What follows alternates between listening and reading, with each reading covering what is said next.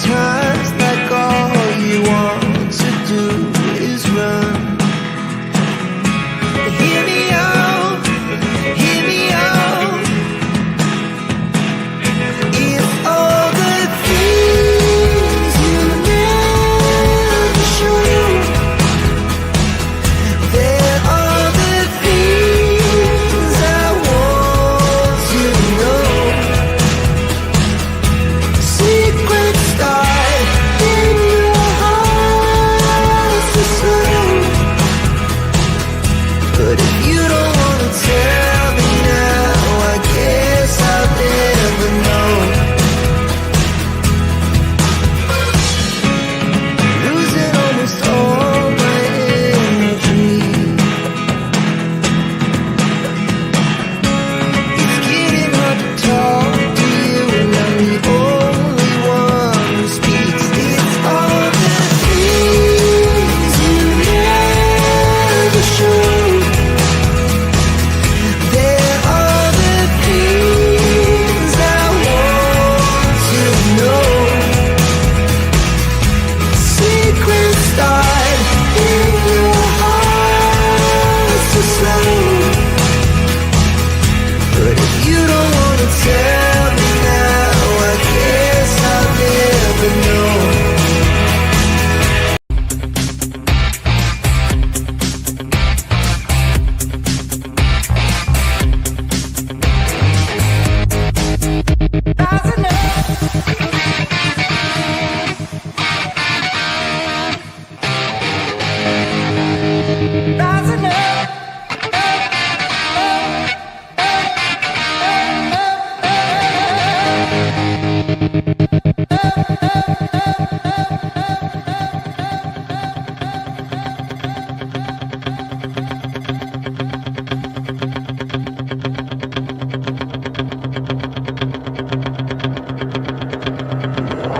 Rising up, back on the street.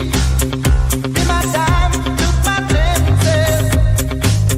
Went the distance, now I'm back on my feet. Just a man and his will to survive. It's the eye of the tiger, it's the thrill of the fight. Rising up to the challenge of our rival. And the last known survivors don't sit praying the night.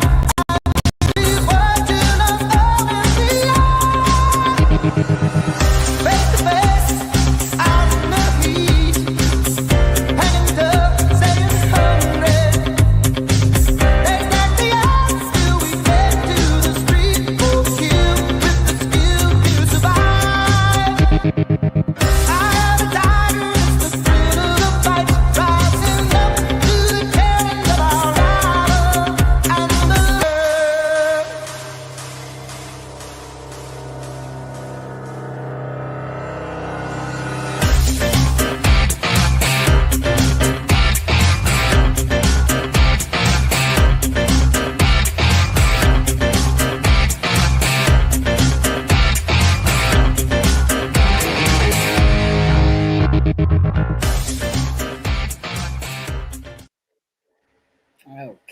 Okay. Hey, you guys, welcome to the live tonight. That's always going to be in when we're doing a live with Sebastian. The video, I added a little bit to the one that I had done a video. I don't usually do videos too often anymore, but I did one for the video that I put out, but then I changed it up a little bit, added the tires in there, in honor, of course, of Sebastian Rogers. I'm playing that song, Eye of the Tiger. And I don't get a copyright for that song either. So that's good. But anyways, so hey, Melissa. Hey. Hey, did you like it? Did you like it? Do you love it? I did. Yeah. Hi, guys. Hey, everyone. Thank you for joining the live tonight. Obviously, it's going to be justice for Sebastian Rogers here. I got Justice Jane's name up there. And then all of a sudden I was thinking Sunny Justice, American Justice. Justice Jane backwards. Hey, Sharon Parker. Hi, SRB. I know when I show it like this on the screen, it looks like a bunch of Sebastian's to me, because it's one of the emoticons or whatever. Uh, the way that we see it here on, I guess, what do you want to call it? The StreamYard. Yeah, on there. Hi, Victoria. How are you? Hi, little Miss Sharon. How are you from Australia? Geez. Yeah, I've been saying that. Where's Ben then? Because Ben's in Australia. Hello, guys. Thank you. Ginger Girl's mom, Sebastian Strong, of course, right? Hello. Hi, Barb. And everyone's saying hello, hello, hello. Uh, don't forget, please put your DNA on that like button, for Sebastian, first and always foremost, okay? On there. Oh, this file that's in front of you. Melissa will explain it in a second, everything that she's done to this file compared to the second file. Okay. Thanks, Justice Jane. Yeah. Me and Melissa, and there's others, but I'm just talking about this channel, worked very hard on the Sebastian Rogers case, put a lot of, time, care, and effort into it because, it means a lot to us. And I know it means a lot to you guys too. So, in saying that, for me, I personally enjoy these little videos when I do them for cases and stuff like that. It's just my way of using, my abilities to do something that way, and of course, hitting the like and the share obviously brings awareness, and that's what we want to keep alive. But we want to do it the right way, We don't want to be known forever be a drama channel or stuff like that. Just want to do it with pure hearts and kindness, okay? So thank you very much. Okay, so Melissa, go ahead. Tell everyone, thank you, SRB. Tell everyone the difference of the first one to this one that you've done.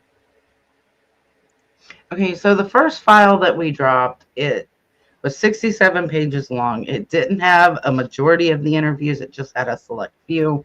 And it was already at 67 pages and didn't have half the stuff I wanted to get in there. It also didn't have clickable links.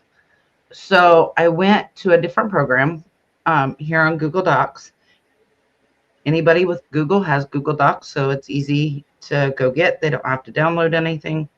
And this file, It's 2 seconds. A, has 10 times more than the other document had. It has clickable links, so you can just click on the link and it'll take you to whatever. It's got a ton of pictures. You can decide what section you want to go to, if you just want to skip to the interviews, if you want timelines, whatever it is that you're wanting. So I like this one a little bit better. And this one, I can easily add to it if something comes up. I can just add something to it. So this document may change a little bit from what we're dropping tonight, but it'll be the same document, so you won't have to have a new link or anything. And that I like. So that's kind of just the quick rundown of what the differences are. Yeah, and which is great, the links. And, lots of pictures of Sebastian in here, as you've seen, Katie, Chris, and the Poochies. Different Poochies, eh? Stuff like that. Like I said, all stuff. The part that makes this great is just really being able to click on those links. It's kind of like an all-in-one for the most part, right? It's not going to capture every single droplet, but it's going to capture like the main things for sure. So there's just a ton of info when people want to go back to these creators and different things. Who's Tammy? Which one's that? It was just one that they did. I thought there would be more in it, but there really wasn't. But like a lot of these, like I didn't, put timestamps for every single interview that they did, but I tried to get a majority of them. Yeah. And what I like about it is if you just want to see the interview timeline, it's there. If you want to go to a specific interview, it's there with the timestamps of, if you remember something was said, like the ninja comment that was made on Smiley's World, You can go, you can see where that timestamp is. There's additional links that are news and stuff like that. There's where I've put the law enforcement. I've put some body language experts in there. Nice, The nice. contradiction page is what I liked. I shouldn't say liked, but it's one that, like, if you remember how he said this, but he said that, you can go to that page. I've just tried to make it a little more streamlined and able to go to wherever it is that you remember hearing it, but you don't remember exactly what was what. Yeah. Nice. Nice. Good job. Good job. A lot of work, people. So yeah, so that has unreal work. So like I said, so whoops. So honestly, you guys, like to drop the link, you can you can view it and click. Actually, uh can we drop the link now? Or do you want to wait? You can if you have it handy. I was going to get it, but for some reason, there we go. Yeah, I can drop it. Give me just a second. Okay. And then somebody click on it, and then just make sure. Let's see. Whoever can click on it, can you just let us know that you can click on the links fine, and that you're unable to edit the document? We don't want that And to happening. Just put respond to SRB, yes, it was a massive amount of work. massive. And it's not like it's finished, because stuff can be added to it. Absolutely. Um, we'll put the link, of course, into the live stream there.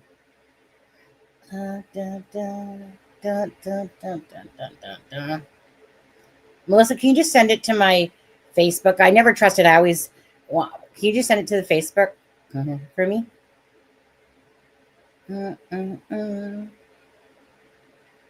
Please. It's Thank sent, but you. you will be able to edit it since you're on Yeah. there as an Yeah. editor. Yeah. But if I drop this link, though, like meaning I stick it into the live stream thing, that's good. Right? Right. Yeah, that's the uneditable version. Yeah. So I'm just going to quickly go and stick it in there for people. Let me just do that. Okay.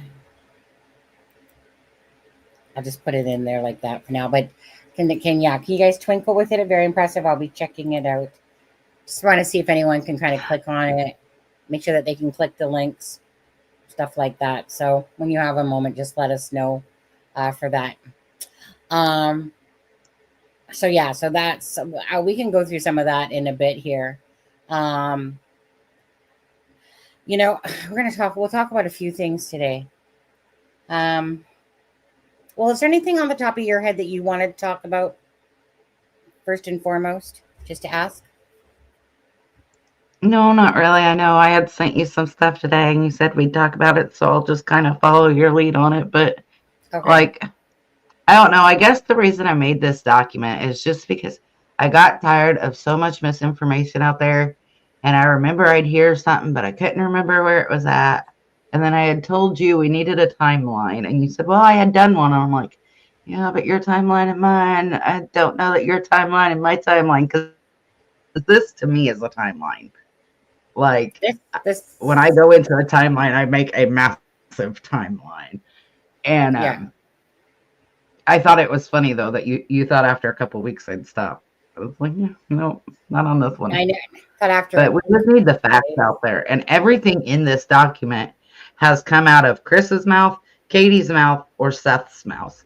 This isn't, even the 1.0, I had some of my personal feelings in there. I took those out. This is straight up the facts and what has been said. Oh, and I love the tabs on the side too. Like, just click there. I want to go watch the Duchess for 10 minutes. Click there. It's just like, there you go.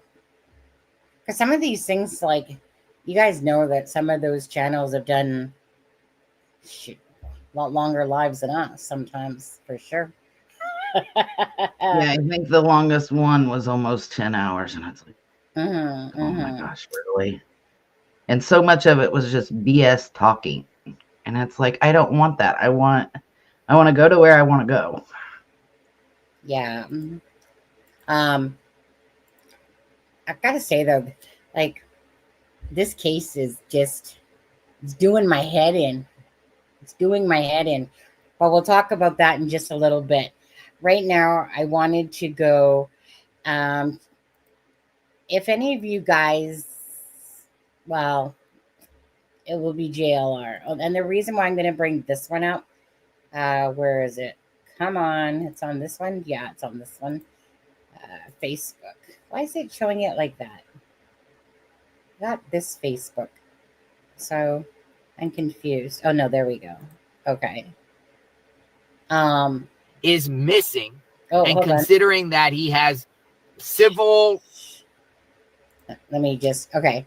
So this is from, quite like a long time ago, because JLR was covering the case for a lot. He was like boots on the ground, met up with Seth and stuff like that.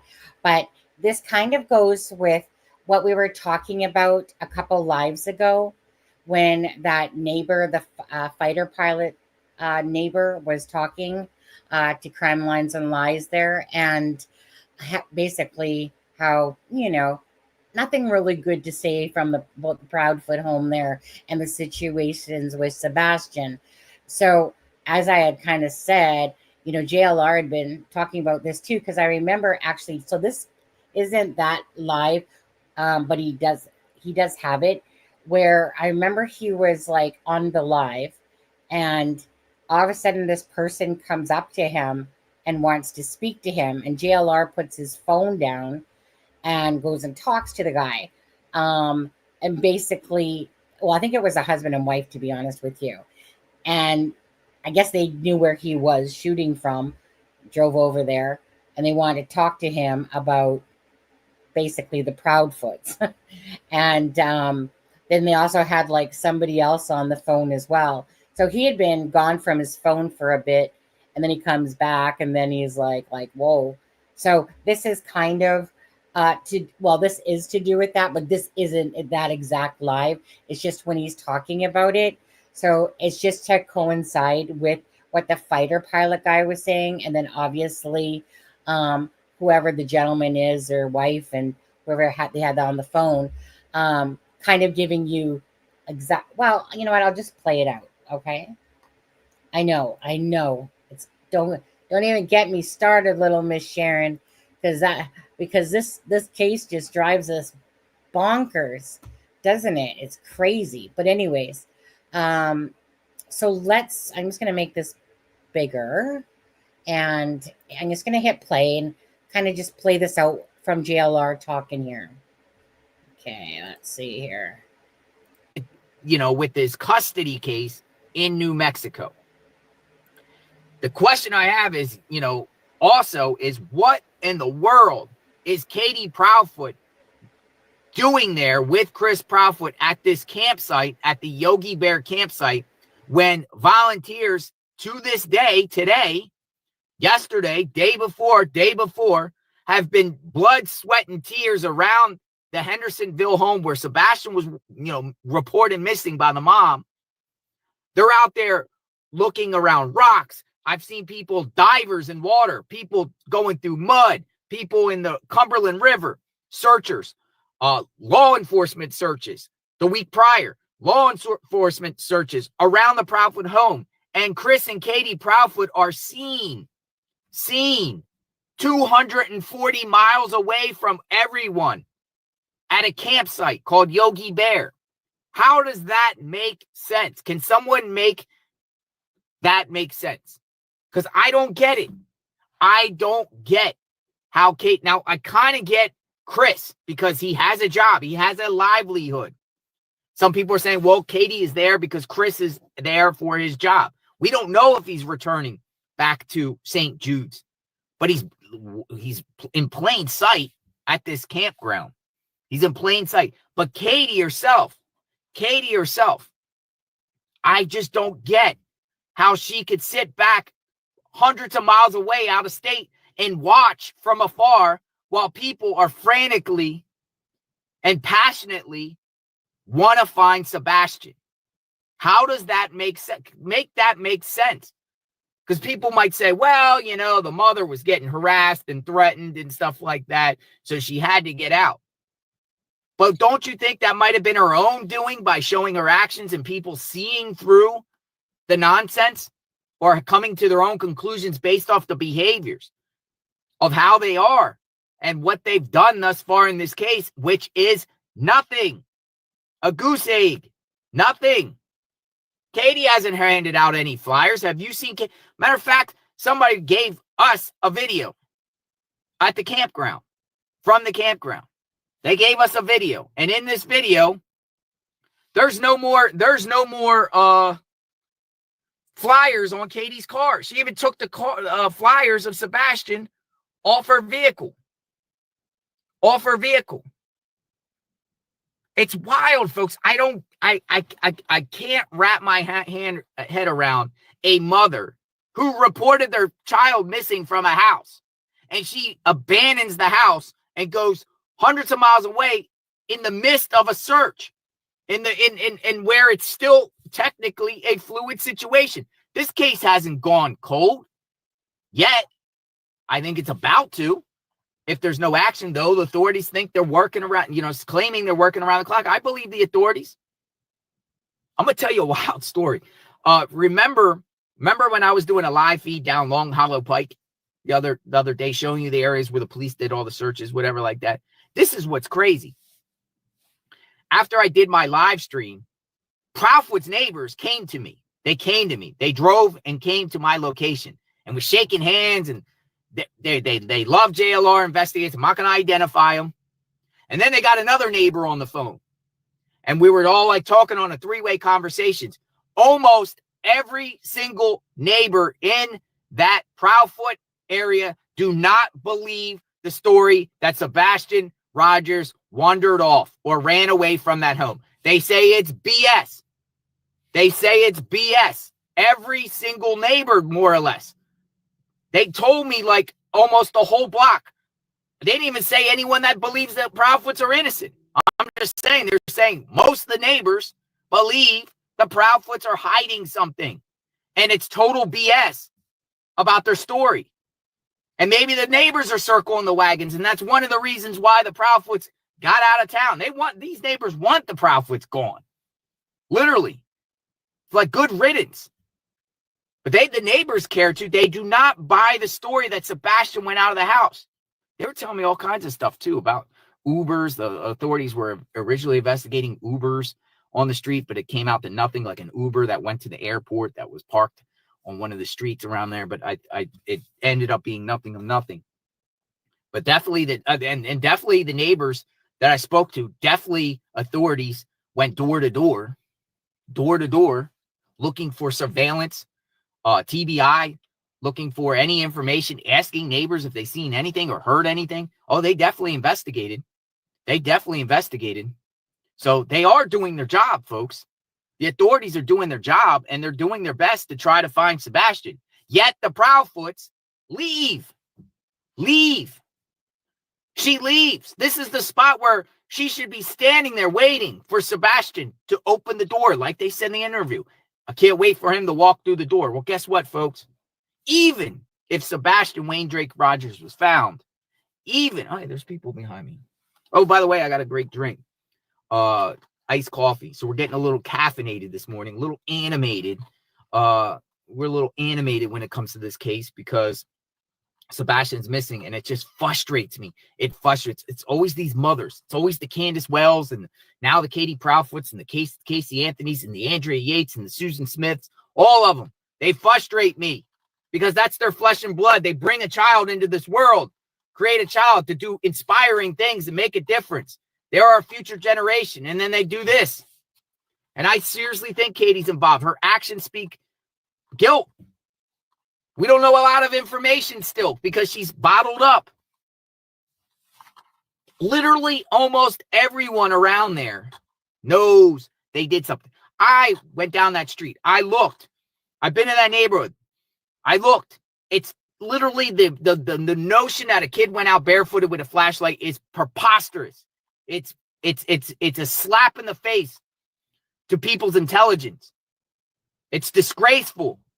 It's sickening. It's sickening considering a law enforcement were out there searching because they care. They want to find a kid and they got to exhaust all remedies. So even though they might not buy that story, and I believe they didn't buy the story, but they have to do it. They have to do it. They have to see. And it's leading these law enforcement on a goose chase. Oh, it's not going to go well. Whoever's responsible for this, it's not going to go well. They were actually telling me it will most likely be a DP case. You know what the DP stands for. You know what the DP stands for. It speaks volumes, exactly, about Katie Proudfoot's behavior. She's hunkered down in a trailer. She's hunkered down in a trailer, RV, at Yogi Bear Campground while searchers are out there. She's not offering any moral support. She's not even thanking the searchers in person. Nothing. I don't know if they lured up. I heard they did. At this point, I would have shut up a long time ago, but I want them to talk, but I don't know if they would. I tweeted this out on JLR Investigates, and this is the assessment I'm getting. And someone else even followed up today on it. Chris and Katie Proudfoot are camping at Yogi Bear Campground in Horn Lake, Mississippi, while their son, Sebastian Rogers, remains missing. Sources report that people are driving by there at all hours of the day and night, taking photos and videos, shouting, "Where's Sebastian?" honking their horns and getting kicked out by management. Yeah, that's really going on. There's people passionate. I don't think it's like, hey, it's harassed the family of the Proudfoots. They just want answers, and people want to know, where's Sebastian? Where's Sebastian? Or people maybe want to, maybe some people are harassing him. I don't know. I'm telling you, it does not. Someone that does something to a child is the most egregious thing you can possibly do to anyone. You know, there's criminals out there and there's people that do all types of crime, right? But doing something to the child is literally the worst of the worst. Case in point, Stefan Stearns in his situation. It's the worst of the worst. So people come out and have these very raw emotions. Raw emotions. Now, she at the very beginning could have thwarted all this, maybe lynch mob mentality or pointing fingers at them if they would have done what reasonable people do when their child goes missing. Help, help, help. This is what happened. And list everything that transpired. Go on every national media and don't say, I can't talk because the integrity of the investigation and stuff like. What type of person talks like that when their child's missing? You want to get all that. You want to amplify the message. You want to share through the world about the child. They haven't done that. They clam up. Then they leave out key details. Then they don't search. They don't go out there and even shake searchers' hands or thank them or bring them water if they can't physically search. And they can physically search. They've been in the military. They didn't go out there. They didn't help organize search. They didn't even go no vigils. None. Period. I think there was like 4 of them now. Guilt. To me, it's guilt. If you think otherwise, I don't know what you're thinking. Maybe you're just a contrarian. Maybe you want to go against the grain. Maybe that's your MO. But, I think authorities they're building a case. I really do think they will get to the bottom of this. Hopefully this case doesn't go cold. Hopefully it's not building a case where it takes a year or 2 for accountability. We'll see what happens. I'm going to watch the eclipse today. I might do a live stream. You guys want to watch the eclipse on JLR Investigates? I got to go get some glasses. We got to preserve the eyes. We got to see what's going on. I was taking a shower today and I was thinking, Proudfoots. I was like, the Proudfoot family. Dun, dun, dun, dun. Dun, dun, dun, dun. I had this like Addams Family theme song, the Proudfoot family. Dun, dun, dun, dun. Like, it's bizarre. It's scary. It's scary. I would never want to be in the home of the Proudfoots. No way, Jose. No way. But in fairness, I'm going to tell you another story. True story. All my stories are true. All my stories are true. We were eating, me and Magnolia were eating in Hendersonville area at a restaurant, and we were eating, and we were discussing what we're gonna, how we're gonna keep covering this case and what we're gonna do and searches and everything like that. And as I told the waiter, can I have my check, please? Right? This woman comes by and taps me on the shoulder, and she goes, I got your bill. Thank you for everything you are doing. And this woman walks off, and the waitress says, your bill is paid. And I'm like, whoa, what? I'm like, oh my gosh. And I said to Magnolia, I said, this woman just paid my bill. And I'm like, I got to go over there and thank her. So she went over and she sat over at her table, and she was with another man. And I went over and shook my hand, shook their hands, and said, how are you? Thank you very much. And she goes, you're doing a wonderful job. She is friends with the Proudfoots. She knew the Proudfoots all her life. She knew the Proudfoots. And even she told me to keep digging. Keep digging. She goes, on the surface, all of them are great people on the surface. On the surface. But she's like, I'm shocked to be hearing these stories about what goes on behind the scenes. So it just shows that, it could be the tale of two cities when it comes to the Proudfoot.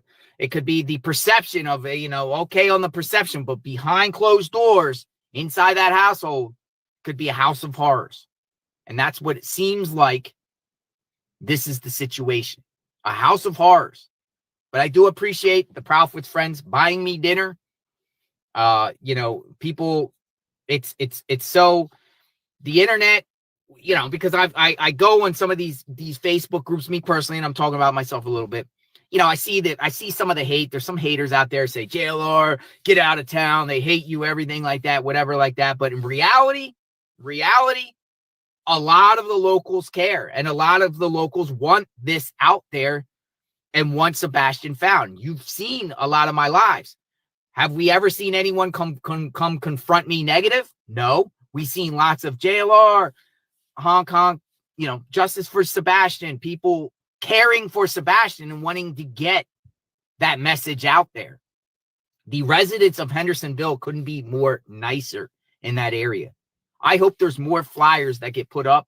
I hope that people out there continue to educate the community and, the power of prayer, if you believe in prayer. And there's a army of Sebastian, justice for Sebastian. Sebastian's army is growing, and people want Sebastian found. They want whoever did this to him to be held accountable, for sure. Good morning, everyone. All right, JLR investigates. Wanted to just jump. Okie dokie. I had to play that clip. I did love it. At the time, I know he made the error of saying that Christopher Proudfoot, had called in sick or whatever it was, or wasn't at work that day. But I'm pretty sure, though, those same thoughts ring out with most people when it comes to the actions. That's the issue here, is that most people agree.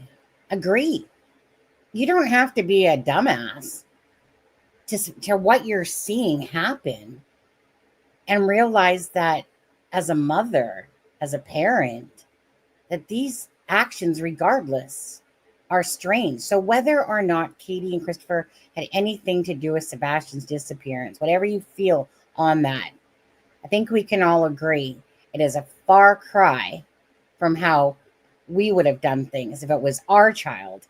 I know, for one, just like JLR saying there, you wouldn't catch me taking off from my home. You wouldn't catch me abandoning, not going to vigils, not helping out in the search like they did. Like, how many times do they avoid that question? They answer it with the most ridiculous answers, like, you guys don't know what we're doing behind the scenes here. Yeah, well, we know that Seth is out there fighting his ass off to find his child. And what are you guys doing again?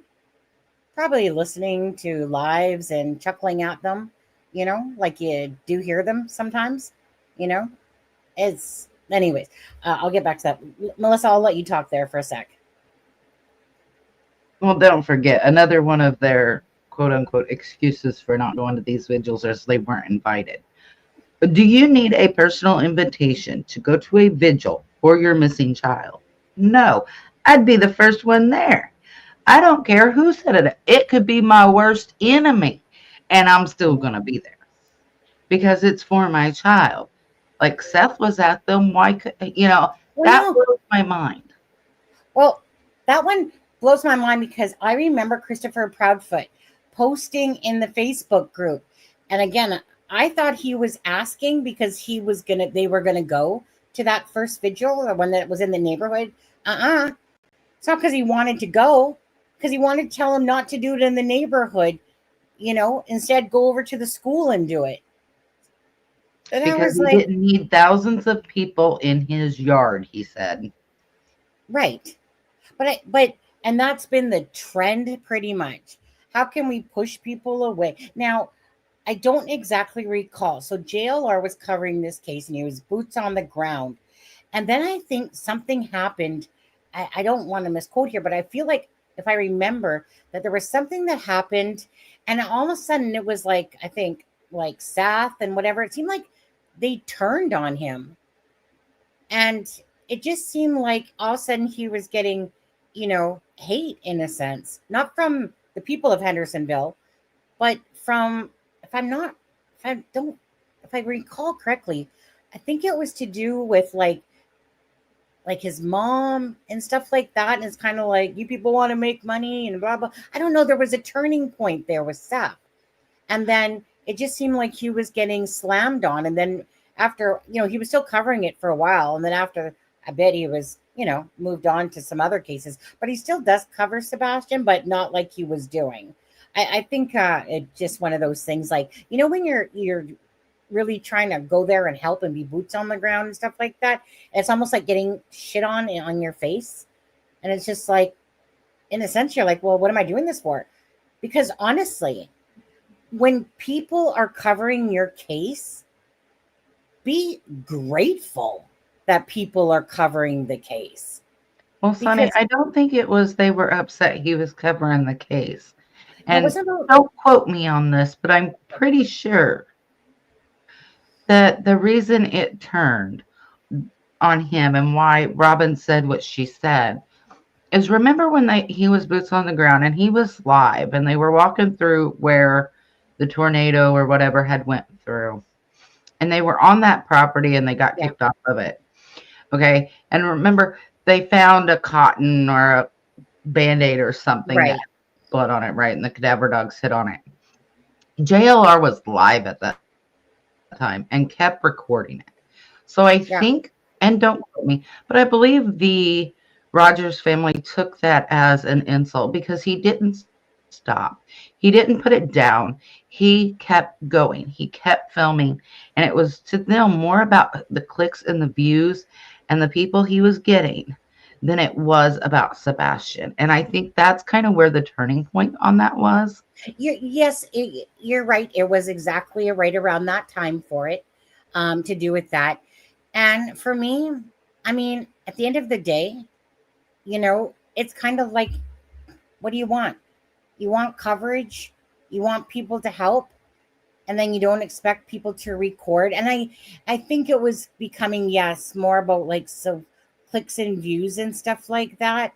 But if I do want to say something to with JLR though, for me, like I said, I told you earlier that like everyone that knows JLR for the most part watches him.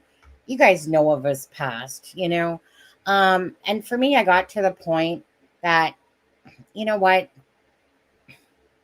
each to their own. Every channel, because is going to do their thing no matter what. But the one thing I can appreciate about JLR is that first of all, he doesn't strike your content. In fact, he wants you to use it. Why? He's like me too. Use it. And if more people become aware of this channel because of that, so be it. And when JLR is boots on the ground, he's a good boots on the grounder, just like Nick the Hat when they're covering it, when they were covering Danilo Cavalcante case, if it wasn't for them, we would honestly have shit to have seen during that case. That was ridiculously crazy, funny, at the same time, because of the searchers, of them still thinking that Cavalcante was in that one area. Meanwhile, he had scooted out and stole a milk truck on a farm. And so next thing you know, so they're there for like a couple days, like a day or two, thinking that he's still in that area. But if it wasn't for their coverage, and I appreciated JLR's coverage for this case. Why? Because the news ain't going to show us that stuff. So I get it, because there was some remains found and it ended up being something from the storm or tornado that had happened and stuff like that. It, you know, ended up not being. But and I get it that sometimes people can go a little bit too far. But I mean, honestly, if I was JLR, I would have a bad taste in my mouth too. I'd have been like, well, fuck you guys then, seriously. Because like I said, you can't always have your cake and eat it too. You can't have exactly the droplet. And so someone just asked about not talking to Pascal. I'm not really sure about that one at all, because Seth was always on Pascal, but this was at a time, I think, when it was with Pascal, not Pascal himself, but this was at a time when T Rev and that, like, Seth was kind of getting bashed by different people, stabbed in the back. You know, he really didn't know, like, you know, when somebody like Seth, he wants people to help find Sebastian, hand out flyers, do this, right? And he's appreciative. And then it turns into a shit storm. And that's pretty much what happened. And then next thing you know, people are all starting to bash Seth. All of a sudden, Christopher Proudfoot was sitting there with a big ass smile on his face. You know he was, because Christopher Proudfoot was getting shit on. And then all of a sudden the tides turned. And then Seth was getting shit on. And then Seth basically was going through that period, you know, when he brings in Tony Mathis, and he's basically getting rid of people that he feels is not helping with the case and stuff like that. And, you know, so like, if you remember that, there was, you know, this whole thing where now he has his spokesperson, you know, named Tony, and a lot of and he's firing PIs or getting rid of PIs and stuff like that. And then it was kind of like, he just seemed to start his own channel. And then all of a sudden, remember, it was kind of like, hey, if donations are going to kind of come in, then we're going to stream type of thing. So then it started becoming about how they could make money. And I don't disagree, because, you know, at the end of the day, put yourselves in their shoes. Seth especially. He's not a Katie Proudfoot and Christopher Proudfoot. He doesn't have money dripping out of his ass, right? You could tell by the apartment that he lived in, or the home that he lived in. You know, it's just his very simplified home. And he was needing money, obviously. It's very costly to keep searching. I don't take offense to anything that Seth has done in for money. There's been some times he's lost his shit along the way. The one thing that is kind of making me question something with Seth is, why did he say on Nancy Grace, as if he was clueless about that, Ellie talking to him about that video? Like, because that's what it was being inferred to. Does anyone know the answer to that yet on there? But anyways, so as for JLR, I've learned there's people in my life that I've learned to accept for exactly who they are. And although it took me a long time, you know, because I was like all pissed off once I realized his past, and I'm like, really? Right?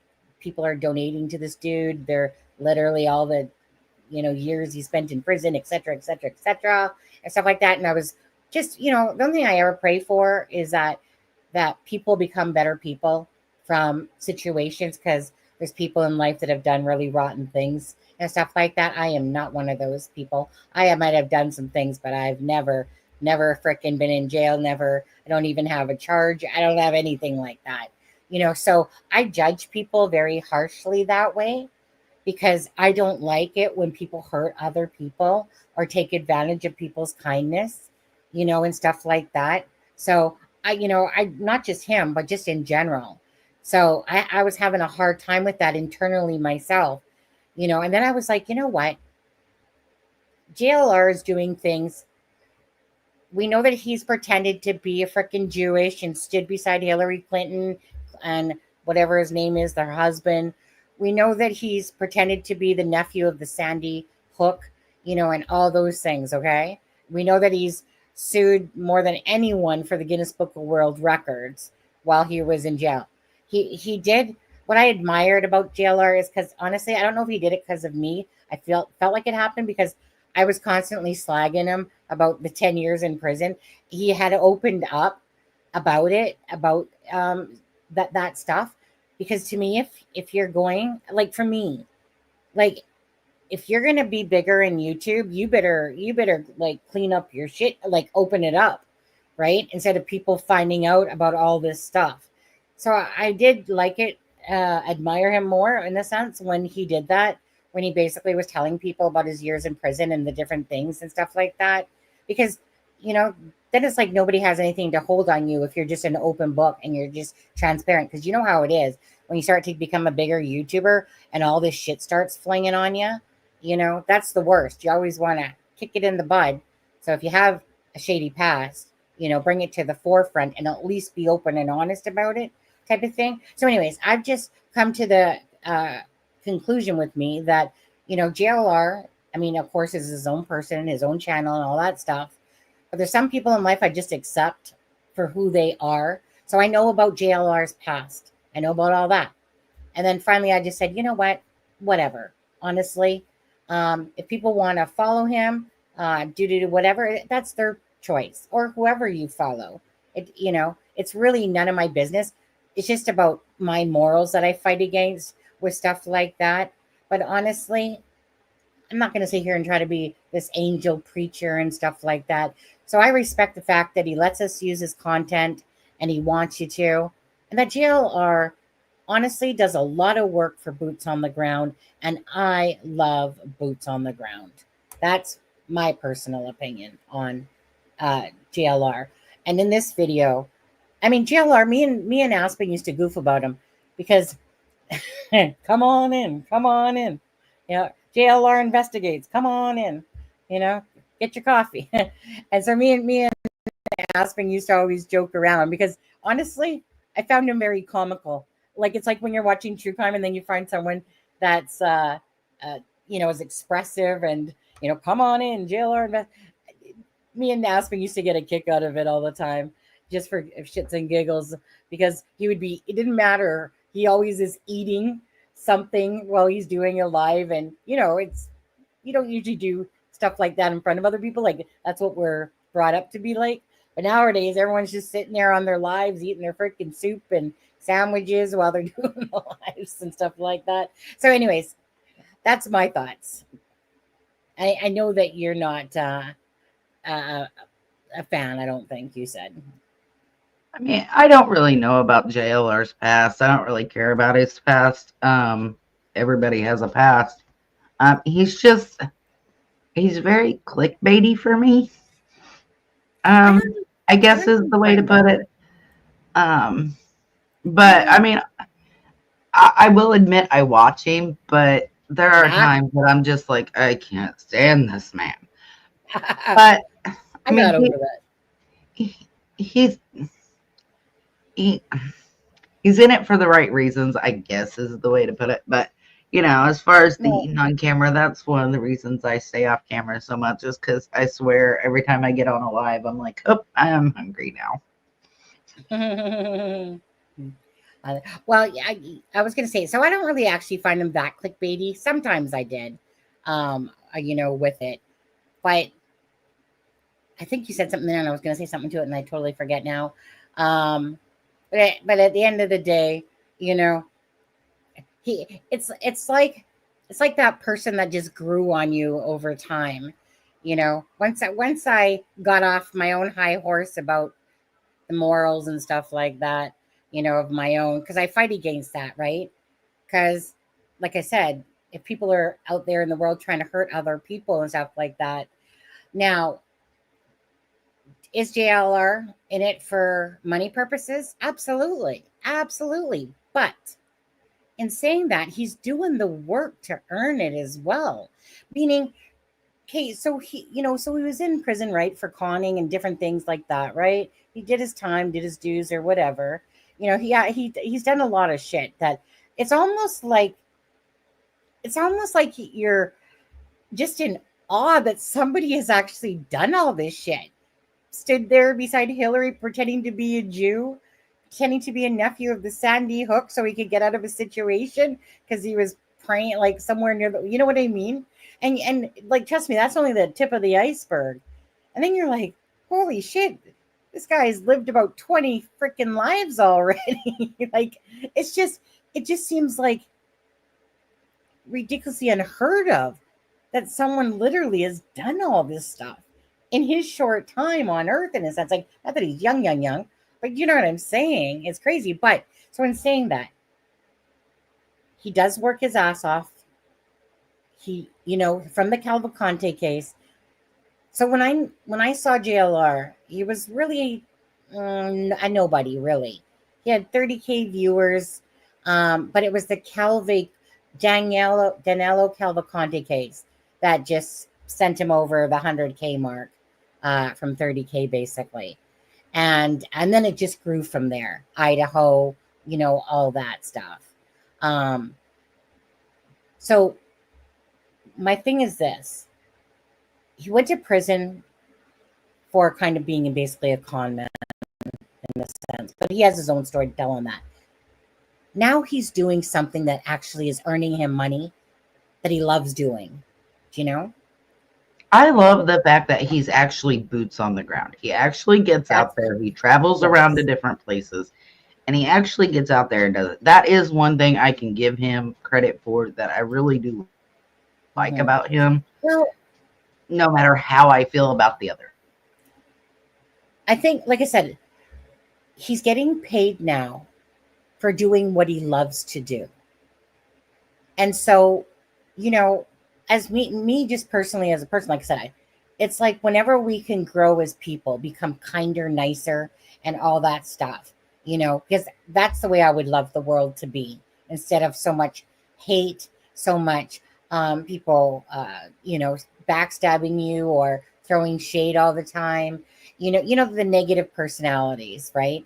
It's very hard on my heart to watch stuff like that all the time because it's just not the way I live.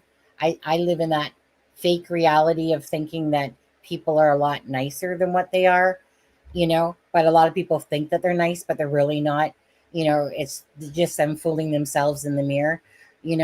Truly good people are unselfish, and they don't put themselves first before others. You have to think about yourself, but the most giving thing in the world is when you put others ahead of yourself, that you can do something to make a difference, to help somebody else out. That to me is when you start hitting that level of being a genuine kind person versus these people that think that they do a couple things that makes them somehow a great person. You might be a nice person, but you ain't great. It's when you put yourself and you think of others. If you see others hurting, quit thinking about your own self, help somebody else out. It's actually the most rewarding feeling ever is when you do stuff like that and you realize the impact of that kindness that you did that can make a difference. So those people will always be special in my life that do that. And that's why, people like Alexa, Charmaine, and stuff like that, they've helped me out. It's like when you have really good friends behind you and stuff like that, and you're turning into one of those friends. You're not quite there yet. Just kidding. But you know what I mean? Like Alexa and Charmaine and that, like, if you need a friend, they'll be right there for you type of thing. And I love that. There's no I'm better than anyone else type of feeling. It's just good friends. And they're hard to find. Now, I've seen only a few CHL tearing down the biofather. Oh, okay. Many tearing down the biomother and the stepdad.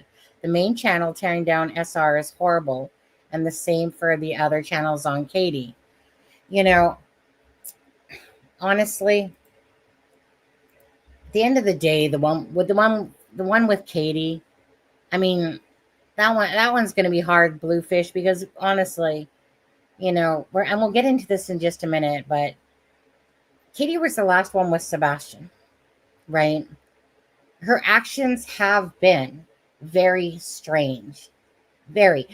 It's not just one or two people saying it. We're talking about you have, you know, really good experts. You have really good intellectual people, FBI agents, whatever, that are seeing the same thing.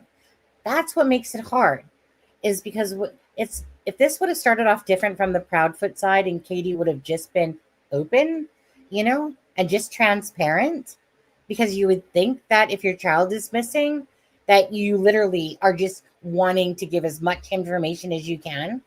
That's not what happened here. That's not what happened here. So at the end of the day, with that, it is what it is, to be honest with you. Yeah, I can't say I'm that good. I mean, I try, like, when it comes to this case, the Sebastian Rogers case or whatever, you know, I'm always willing to look at everything. Always.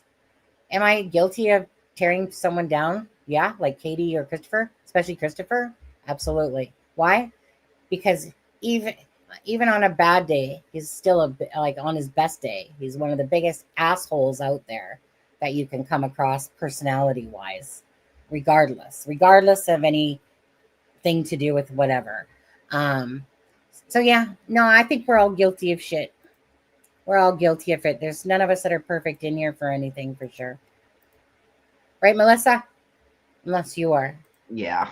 Yeah. I mean, nobody's better than anybody else. And, you know, we're trying to look at this case from a fact standpoint. And like I said to Sonny earlier, the facts are, and the fact is, Katie Proudfoot was the last one with Sebastian.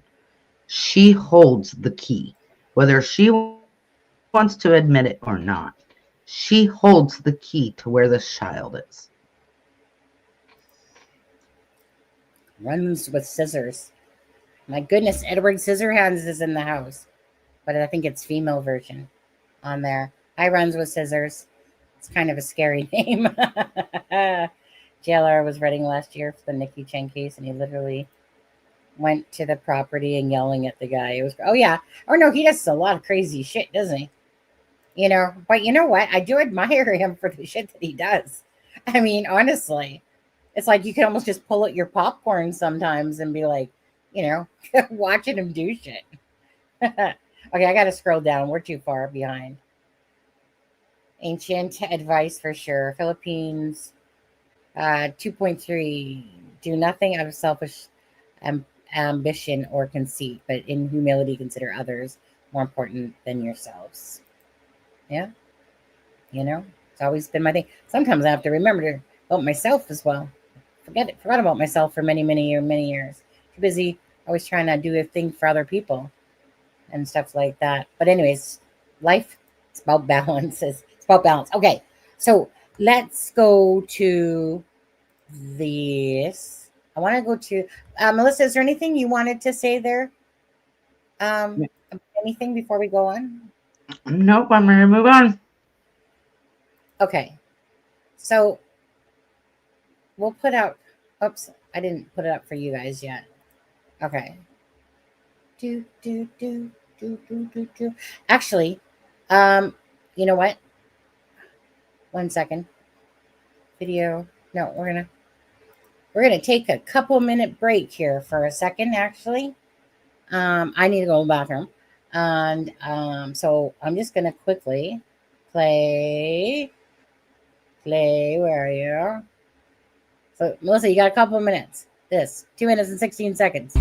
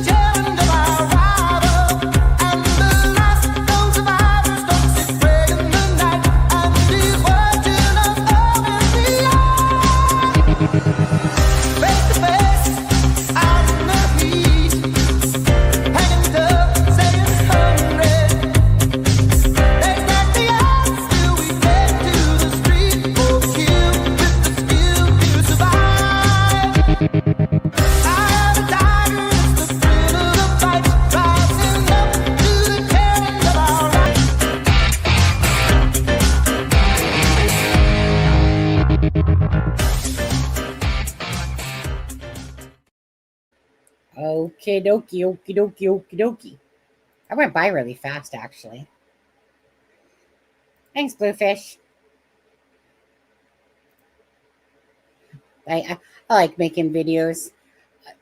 I wouldn't say I put my all into that one, but 80%. Let's see. But I just really want us to remember the focus of what the lives are about, and just wanted to put something in there, the eye of the tiger, in the fight for Sebastian, finding Sebastian, bringing Sebastian home. Cats are his passion, absolutely. I'm sure he would care for them all. Working a zoo would be his calling, it seems. Oh, he'd probably love to be like work at one of those places that definitely had animals. Hi, Peggy. How are you? I Oh, know thank. Cody had said in one of the interviews, I think Queen Bee, that he said he wanted to be a vet so he could Yeah, only deal with I was gonna say. cats. And she told him, she said, I think you have to deal with more than cats to be a vet. But he wanted to do something with cats. Yes. You know, um, I know when you listen. I know, and it just hurts because you heard that. They got to get rid of the cats because of Christopher Proudfoot. Um, well, it always seems to be about Christopher Proudfoot, though, doesn't it? Though, but He's it's saying that. allergic to them, but yet he was cat sitting for somebody else. Say it again. They had to get rid of Sebastian's cat because Christopher Proudfoot was allergic to him. Yeah. But then he turned around at some point in one of the things. He was cat sitting for somebody. You talking about? I think I know. I think I know what you're talking about. I think I know. I think I know. Remember what that was said. I think I remember that. Okay. This is what we want us to focus on right now. I could see his. That's what I was just thinking. Bluefish. I was just thinking too. I was thinking Pet Setter or Pet Smart. That's exactly what came to my mind. I was thinking about, of course, veterinarian, but then I thought, well, that's like a lot of different animals. I thought the Humane Society, because they're always needing people to sit with the animals and play with the Right. kittens. And You know, but all I thought about was like the Pet Smart there, where because that's where we got one of our cats. I got Bambi from. Well, no, sorry, my husband picked out Bambi, so I had already had two cats when I met my husband, and then not too long after my husband had moved here from England, my cat Blue.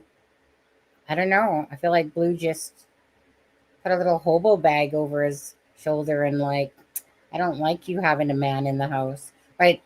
I don't know. It was strange. Anyways, Blue was about 16 when she disappeared, or yeah, when she disappeared. And I know Blue was a he. Sorry, I'm getting my cats mixed up. And what we called a bitch, Chrissy. She was the Pepe Le Pew bitch. Um, she lived till she was 19, and then a couple weeks before she died, we were at PetSmart, and my husband had seen little Bambi, in the one of the little casings. And Bambi has like those little wolf eyes with the white around, like kind of like the multicolored cat, but like the little wolfy eyes. And so, well, she turns out to be our little pissy cat, is what she's more like. Whenever she's mad, she'll just come right there on the comforter and piss right on you, basically saying, clean my litter or feed me, one of the two things. Or sometimes she just does it when the litter's fine and she's got food. But it just depends. She goes through these little spurts, but it's almost like her saying, like, get your ass up, put some freaking kills and bits in my, food dish, or else I'm gonna piss on you. And Montana, I got from the SPCA. So on the same day that we put Chrissy down, is as soon as we left there, because I thought that I wasn't going to have cats anymore, because it's just too hard on the heart to lose animals. It just hurts so bad. But because my husband had got Bambi, as soon as we put Chrissy down, I turned around and I said, let's go give another cat a home. So went to the SPCA, I always said if I had a daughter, I'd name my daughter Montana because I remember when I was working in cosmetics and the fragrance Montana came out, and I know Montana's a state, and I always really liked that name. So I said if I ever have a daughter, I'll name her Montana. So when we walked into the SPCA, um, there was right there then and there. I looked at the cat's name, Montana. I was like, "That's my girl." Well, let me just tell you, my girl loves daddy. Okay, she's not a mommy girl; she's a daddy girl. She is a total daddy girl. So Bambi comes to me more, and because Bambi comes and lies on my hip all the time at night, and Montana, like she is such a daddy's girl, it's not even funny. And I'm just like, look, cat, all right, I'm the one that found you, I'm the one that picked you. And she doesn't care if she's lying on Steve's chest, like in the bed, and I go to make a motion to go pet her. It's almost like, don't touch me. And she'll literally sometimes move off of Steve just because I touched her. And I'm like, really? Really? Ungrateful child. No, but anyways. Okay, it's back on track here. Hey Travis, how are you? What is it? What are the distances time to walk to the detention basin? I don't know why, Melissa, but when I looked at that, I was thinking about me and you, how with diabetes you have to go to the washroom all the time. The only thing that entered my head was basin. Right. I know. Okay. Thank you. Okay. Wait, what is that? We'll read this first. My took my hamster. That's good English on you. Took my hamster away because I neglected the poor thing. So my cousin took my pet. As I got older, I got a rabbit. That was easier outside. Later on, I have that away for a bird. I'm just gonna knock that English a little bit there. I feel like there's a little tongue twisting going on. Later on, I had that have that away for a bird. I'm not even gonna try to get the last part there. You know what that meant? No, my brain. No, that's making my brain hurt, and my brain's already mush. Come on, brain hurts enough, bluebird or bluefish. I just said bluebird. Okay, so this is what I really want to talk about now. Getting back onto the Sebastian case and Melissa. So we were talking a little bit earlier, and my brain keeps melting because there's points where I don't ever feel like Seth had anything to do with his son's disappearance. Why? Alibi, father looking for like pretty much a year now, devastated beyond repair. Okay, the emotions are there, the actions are there, everything matches up. Proudfoot's, we know Christopher Proudfoot is narcissistic personality. Katie Proudfoot, definitely was like pulling teeth to get information of her reactions, not matching that to a lot of people, including myself, of someone that's just really wanting their child to come back home. It's just not meshing. But when I say that, I still try to be realistic here, in the fact of why would Christopher Proudfoot reach out to Ken Maines, which I just realized the other day? Why would you do that if you're so guilty? Why would you reach out to not only hire, SF Investigates for $15,000 and $2,200 a day, and then Christopher Proudfoot reach out to Ken Maines, a detective, a really good detective at that? Like, that doesn't make sense. Like I'm not here for fluff or trying to see things I'm not. It's just a matter of these are things you have to ask yourself, because you have to have, like I said, balanced thoughts, both sides of it, all of it, and try to come up with the best understanding of what makes sense and what doesn't. So, Melissa, as for that part of it, okay, Christopher Proudfoot reaches out to Ken Maines, who is, usually covers cold cases. He has a nice background, like Jennifer Coffindaffer behind himself.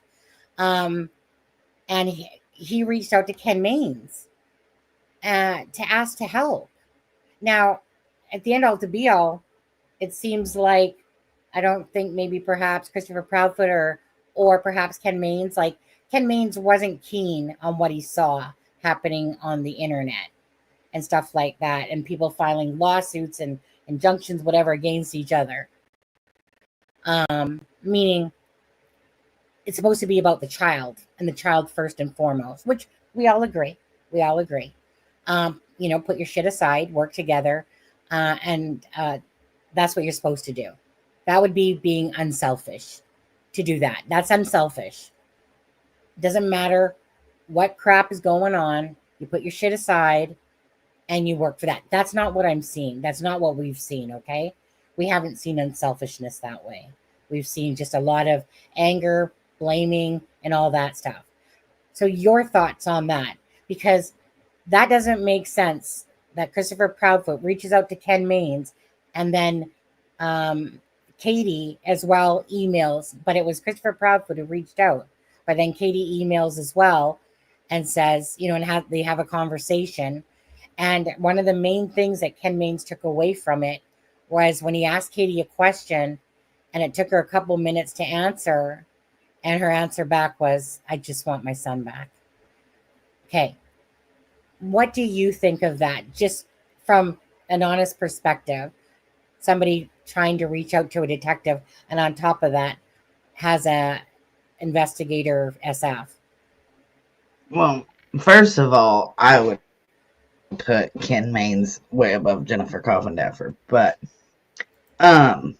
just because he has done so much. But keep in mind when he talked to them. Yeah.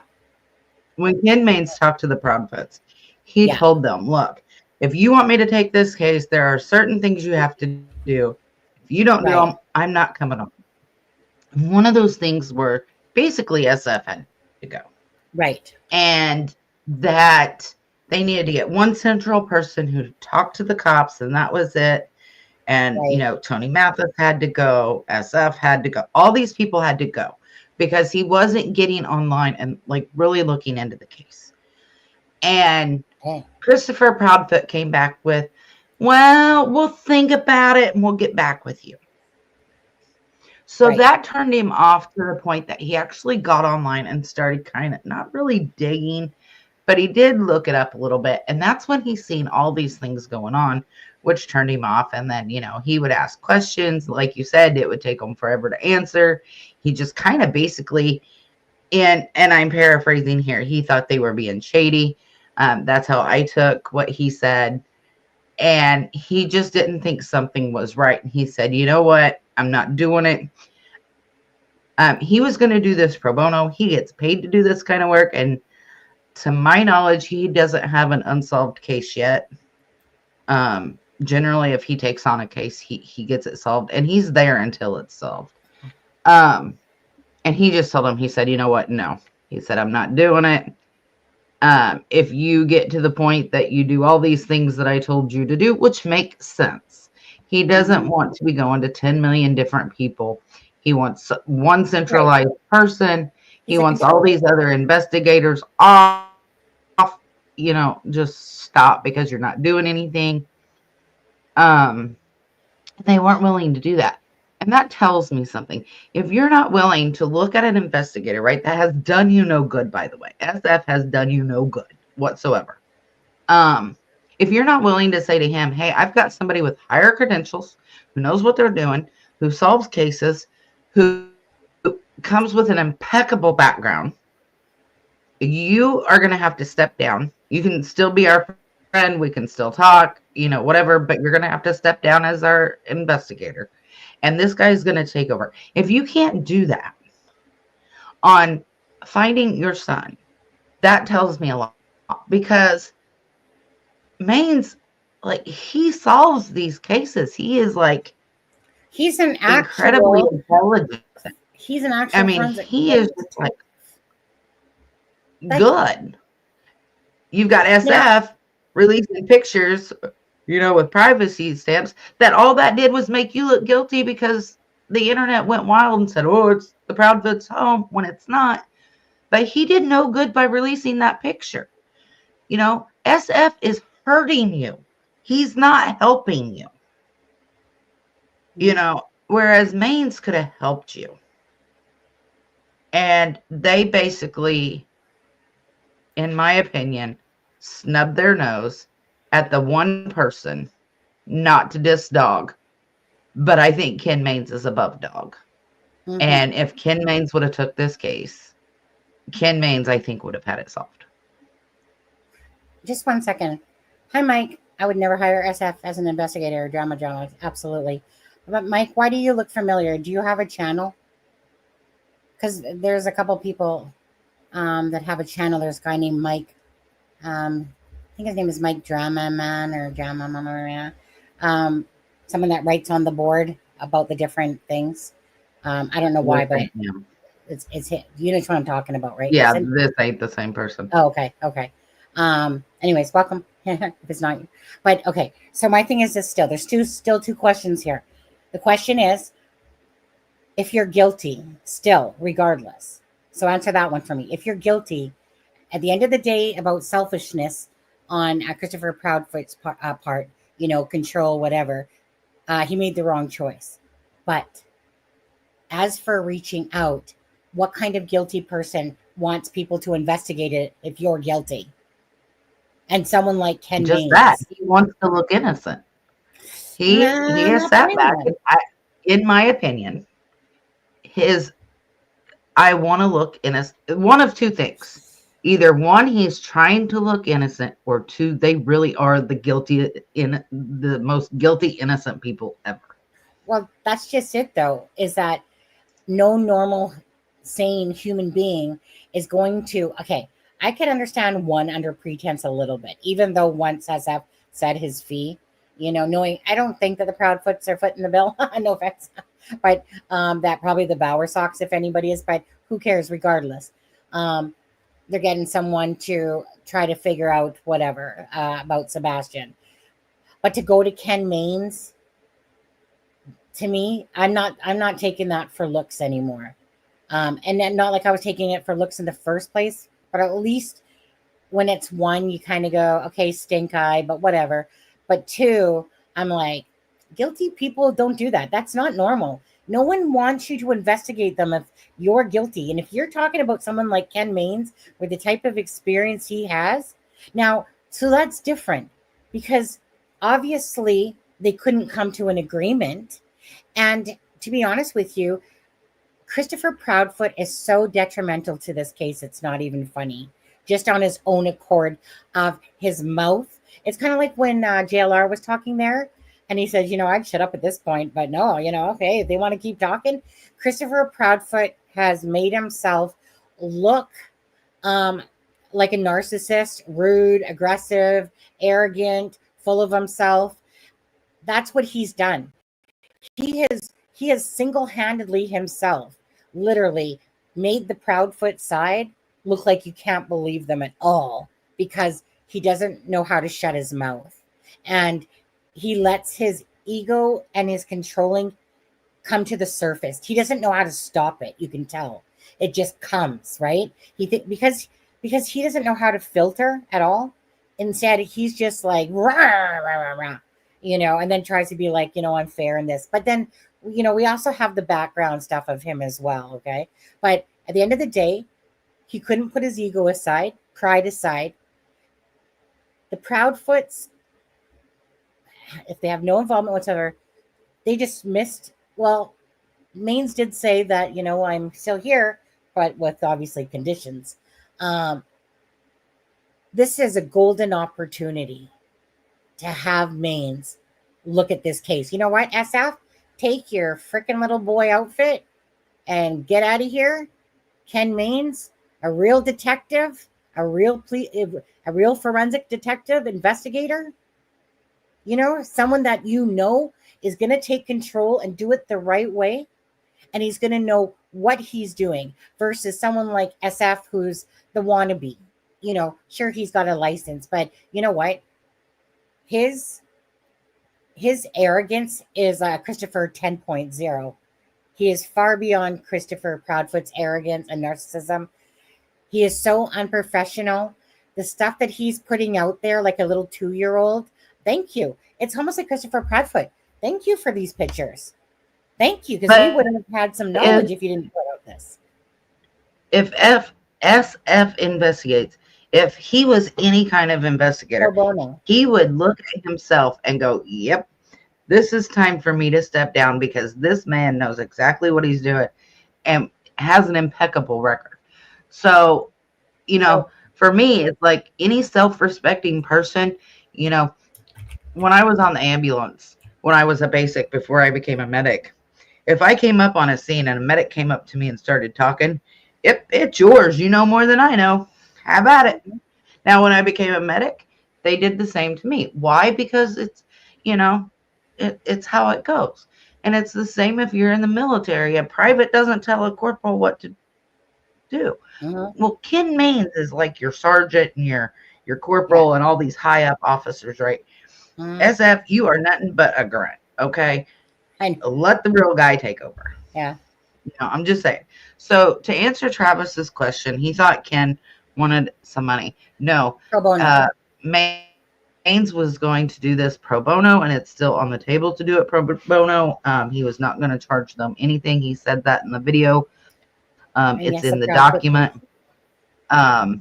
He was doing it pro bono for them, and the Proud Fits did reach out to him, but Yeah. because they would not basically um, get rid of some of the detrimental people to this case, Like SF.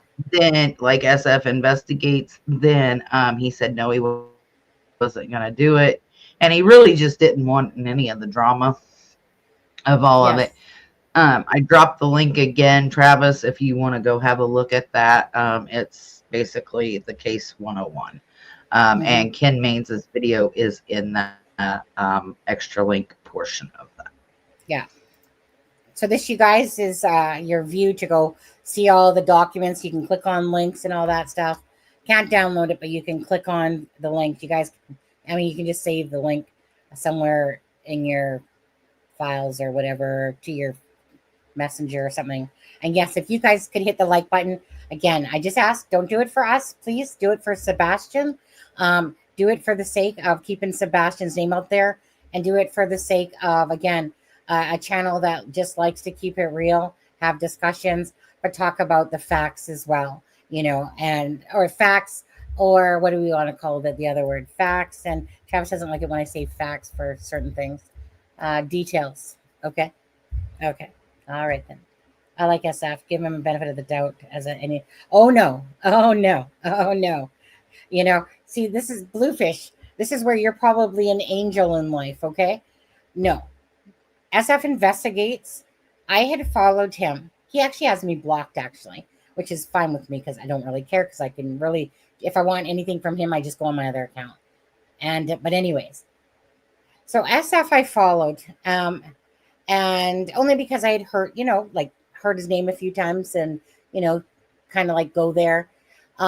He was following the Riley Strain case, and then this one particular day, he asked about which school Sebastian went to. I answered him back, and just kind of still had followed him. And then I watched his true colors come out. Like, I seen it for a while, and there was times I wanted to type something and tell him what an a-hole he really is, because he just is. No. You want to talk about a despicable personality? That's right there. The stuff that he has said to people, the way that he has said things, no. He is a douchebag at the highest level. He is unprofessional. I'm sorry. I cannot give kudos where it's not due. If he does work, and he helps and adds to Sebastian Rogers' case, and he's doing stuff like that, so be it. But that's never going to take away just from the big douchebag that guy is. I'm sorry. I cannot respect that type of personality. He is ignorant, mean. It's a 2-year-old. It's like watching Donald Trump freaking play in a sandbox with him or something like that. Freaking all these freaking 2-year-old things. Anyways, that's my piece on that one. But hey, if he wants to add to the case, but he said himself, he has no clue at all with Sebastian. Get Detective Maines on there. Get Ken Maines on there. Get someone who literally can either propel the case, maybe not. Obviously, if there's all these other, the FBI can't, right? TBI, Secret Service, nobody can seem to understand what happened to Sebastian Rogers. Or maybe there is a glimmer of hope somewhere in their deep files there that they have, you know? But in saying And that, let's not forget, Ken Maines works closely with law enforcement. I've never known yes, him to take a case where law enforcement has told him, no, you can't come in on it. He has, because of his impeccable reputation, has been allowed in on so many cases. yeah, yeah. And Bluefish, same. I'm not influenced by any. So just like everyone, they have their right to their absolute opinions themselves, you know? Sonny, can you drop the link? SRB, I do not have you blocked. I'm reading your comments. I posted it twice. So Sonny, can you post I it don't and see know. if she can see it? Yeah, I don't It know. is also in the description of my live. I have it. I don't know about you having it in the description of yours, but I know it's in the description of mine. Yeah, 1 second here. I don't think she would have you blocked, SRB, to be honest with you. But let's see. Like, No, unless I it was don't. by, yeah, she's not that type of person. I'm only seeing you on screen. Do you see American Justice? Do you see? Because she's underneath American Justice on there. Can you see? Yeah, maybe you Oh, have that's her weird. blocked. She must have me blocked because I don't have her blocked. I'll double check, but I don't think so. I don't have very many people blocked on here. Yeah, I was gonna say. Yeah, huh? I don't know. Maybe check here. If you SRB though, if you go to her channel, just like if America Melissa, if you literally went to her channel, you would know if it was blocked or not, because you go to the green dots and it will tell you if you've got that person blocked or not. Sometimes it happens by accident, but maybe Melissa, just maybe click on hers, go to her channel, because you could have accidentally by chance, because something's obviously strange when you can't see somebody else's thing. But okay. Okay, so I can't click on her in your chat. So I've actually gone to your YouTube to see if I can tag her. Well, you'd have to open up the Yes. channel in a Yeah, different window. Yeah. yeah, because I don't have her blocked. That's what I just did. And so I just added her. Yeah. Can you see me as SRB? On there. So She I'm not says, sure why she can't see me. Maybe go out and come back she in, said, SRB. I don't know. yeah, she says, Okay, now now I you see see me. you. Okay. She says, now I see. Wait, SRB, did you ever block? Just saying. Hopefully by March, my guess, they will need to, or like find the body. I know, seal the deal. And I got the doc. Thank you. You're welcome. Let me just grab a drink of water, and then we're going to come back, you guys, and we're going to go over the different scenarios about Sebastian Rogers. Okay? So do you want Be me to very go over what this picture is while you're getting your drink? sure. Yep. Okay, so I'll make it bigger. the little yellow pins that you see where it says cam are all the different cams that are mapped out in Sebastian's neighborhood. The one that's right here where this red line starts at this yellow pin, that is the front of Sebastian's house. This red line that you see going kind of through the neighborhood there and then up Kellen here and across and then down over here to the retention pond, that is the track that 3 different dogs took. So out of 13 to 18 dogs, 3 dogs took this same track to the retention pond. Now, I want to point out that these dogs were not specifically scented to Sebastian. This is just where they went.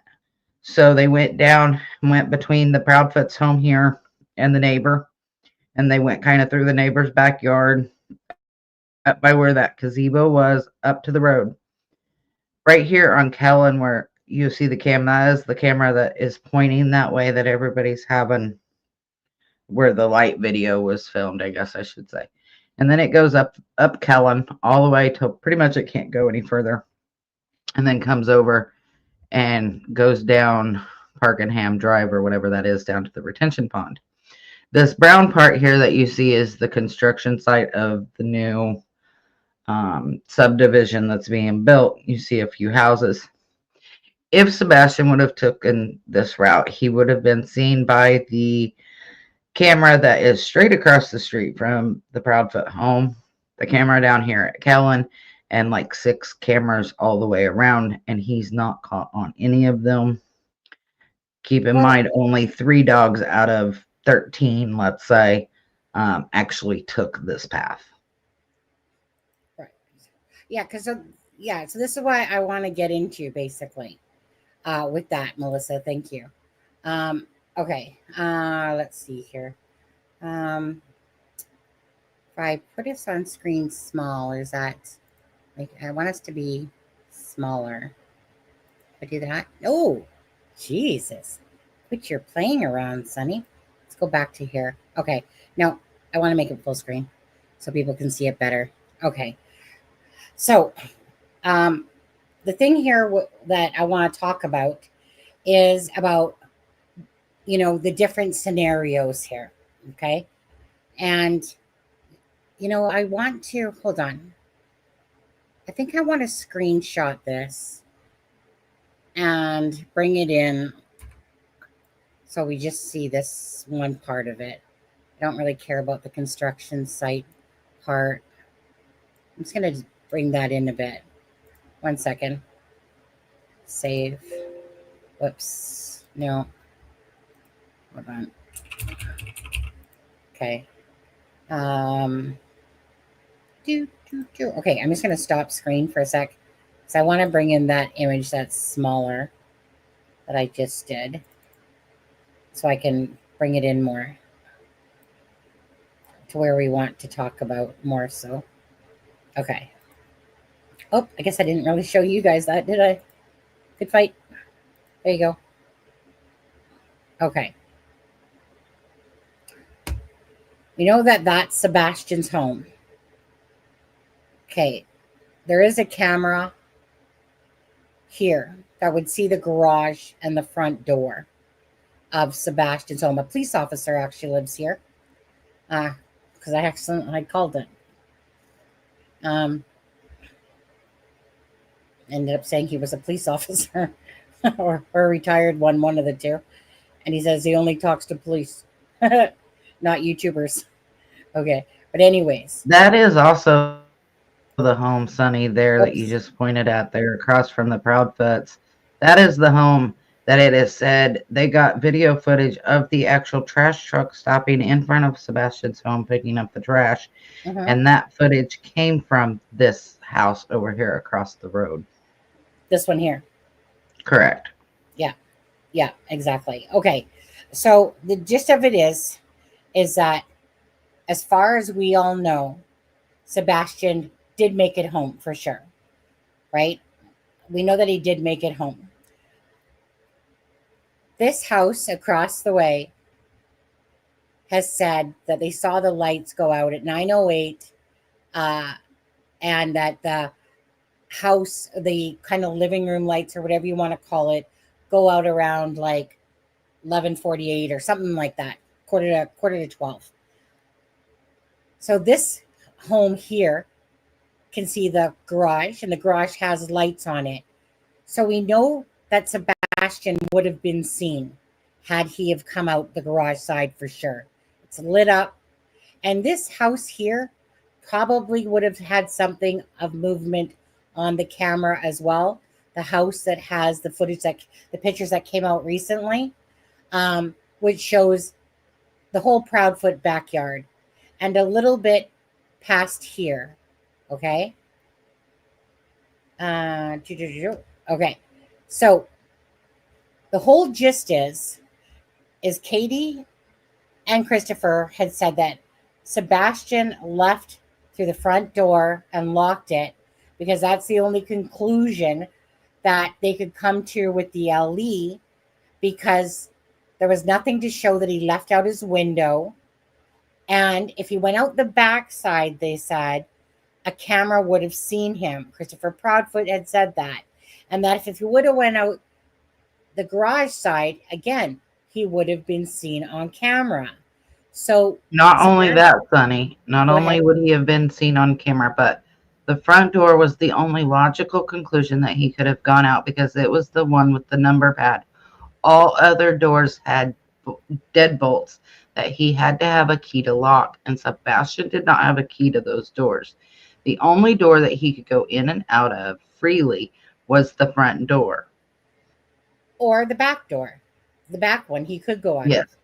Yeah, like, but the thing is, he would have had to get by the puppies, like, meaning because the pups are in the sunroom at the back of the house, put up apparently, and the screen door would have made noise beyond belief. That's in the back. Plus, he would have just been seen on camera. Simple as that. Remember, we're talking about February. There's barely any leaves on the trees. There's some on, but there's not a lot. And it's kind of like Abby and Libby when people would show you the flush, greenery, and I'd be like, why? Why are you using that? But in this case, Google Earth does not have an actual timeline when you go on to Google Earth. Like, there's no other time. Like, normally you can go back to 2015 or this or that, but it's only green.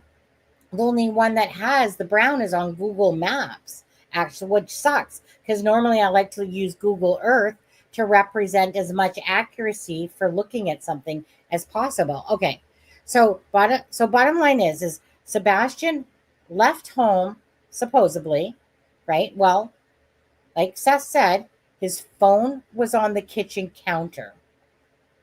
Nothing was taken. That he even supposedly didn't, even if he had socks on, regardless, his shoes were accounted for.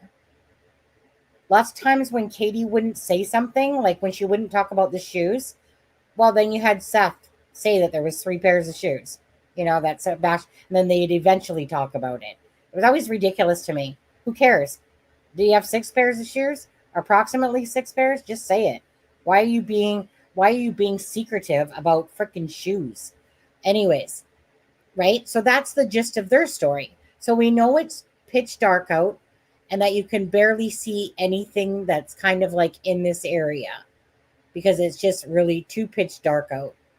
So he couldn't have gone here without being seen. So he would have, to go out the back, he just wouldn't have, right? Because there's a camera that overlooks their entire backyard and plus some of it on the side. So we can, to me, and this is just my own thoughts, and Melissa, you can say yours. Melissa, if he went out the front this way, would he have been seen going up? Yeah. Going up Stafford?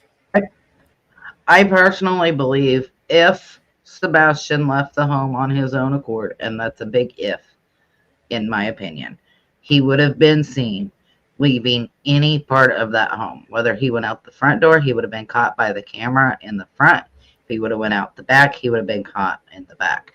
I fully believe no matter what door he would have went out, I know the Proudfoot say the front, and everything I've looked at, the front really is the only logical conclusion for him to have gone out, and I feel like he would have been caught on camera. Right. Now, so we can know that he didn't go out the garage side and go this way because he would have been seen. He couldn't have gone out the back side without being seen on camera. So that only leaves really the front door or the window. But the window has screens on it, according to the lady that Sweetie Pie Low was talking to that has the camera. Okay? The wife. So this is the only logical way if Sebastian left that house. Now, first you have to think, according to Katie, he didn't have shoes. So that part of it, then you believe that either he's somewhere in the house somewhere, or that he got out of that house with somebody taking him out of the house. that's really the logical thing, to be honest with you, because he didn't have shoes, right? It doesn't make sense to what Sebastian would have normally done for all of a sudden to decide to leave his house, decide not to wear shoes. He went against every grain of everything then that he did. So we know that the camera here has Hey, Sunny, captured. hold on just a second. Let me address this real quick. So, Bluefish, that's why you think he was on his way to school. He didn't take his phone to school. I think he had boots on, not shoes. So much of his No, routine is key. You're right. So much of his routine is key. But he only had 3 pairs of shoes, according to the and one was Proudfoot who boots, later said it, and Seth. He had an old pair of tennis shoes that didn't fit anymore. a new He had a pair. new pair of tennis shoes, and he had a pair of boots that his dad bought the week before when he was at his house. And Yeah. all 3 of those were accounted for. In a later interview, the Proudfoot said, along with that they did not buy him any slip-on shoes or sandals like Right. shower shoes because his feet were growing so quickly and it was going to be a while before he could use them. So we know he only had 3 pairs of shoes in the house, and those 3 pairs of shoes were accounted for. So he left in Leather either socks. stocking feet or barefoot. Plain and simple. They've said it over and over in all of the interviews. I've went through them. That is one thing that has stayed consistent. He had 3 pairs of shoes, and all 3 pairs of shoes were accounted for. Katie's shoes were accounted for, and Chris Proudfoot's shoes were accounted for. So he went out barefoot. Mm-hmm. So I just wanted to address that real quick. Did he No. have slippers? No, he did not have Yeah. slippers, according to Katie Proudfoot, because his feet were growing too quickly. So she refused to buy him slippers yet because they were growing too quickly. I can go find what interview and timestamp that's at, but it is in the document. No, they have the ability to as well. We dropped the link. So Bluefish, perhaps go through that that link that we dropped for all the information on there, because Katie Proudfoot did say that. And again, this is us talking about like the facts of what either the Proudfoot said or Seth said. So I'll say details. Let's say details, right, Travis? Details. And then of course, facts are that there's cameras on certain homes and stuff like that. But anyway, so we'll call it details and facts mixed together. But correct, because Katie did talk about that in an interview, and that no, because this question was posed to her a few times about this. And so just like Melissa said, he didn't have any slippers. And so that's why it's just been, he had 3 pairs of shoes. One of those was boots, of those 3 pairs. So with Sebastian, one, you're going against the grain of him going out in stockings or bare feet, so Katie did say, contrary to Seth, that Sebastian would go outside in his bare feet. Seth said that he would not, but obviously Sebastian lives at Katie's house, so I would think Katie would know a little bit more about her son that way. But not that it was a regular thing, but that he did go out without his shoes on sometimes. Now, going against the grain again, kind of for the most part, he's not really an eloper. He's not somebody that just takes off. He's never done something like this before. So that leads me to, again, didn't go out the side, didn't go out the back. The only thing that if he did leave the house, again, he went against all the grains that would be normal for him to do. Goes out at night. Now, Seth said that he wasn't afraid of the dark. Okay. Apparently, he had his glasses and a little flashlight, and they're still mixed on that. Jennifer Coffin-Daffer says she got it verified that the flashlight did work. People are saying that Seth said it didn't work. So who knows, regardless on that. The reason why that came about was because Katie was asked, she said, by the LE if she was missing any flashlights, which prompted her to realize that Sebastian's little flashlight they couldn't find. Okay, so they just assumed that he had his little flashlight, should he have left. Now, on this camera right here at this house, This is the one where the video footage comes out of that can pretty much see about from the boat on. It can see pretty much this angle here. Okay. Because the boat, you can only see it up until a certain point, right? And then basically this corner house here pretty much is where you can see. Could be a little bit higher, could be, but it's definitely not going up to these homes here. It's definitely not. And you can tell that because we can see the whole image of the area that it's capturing, right?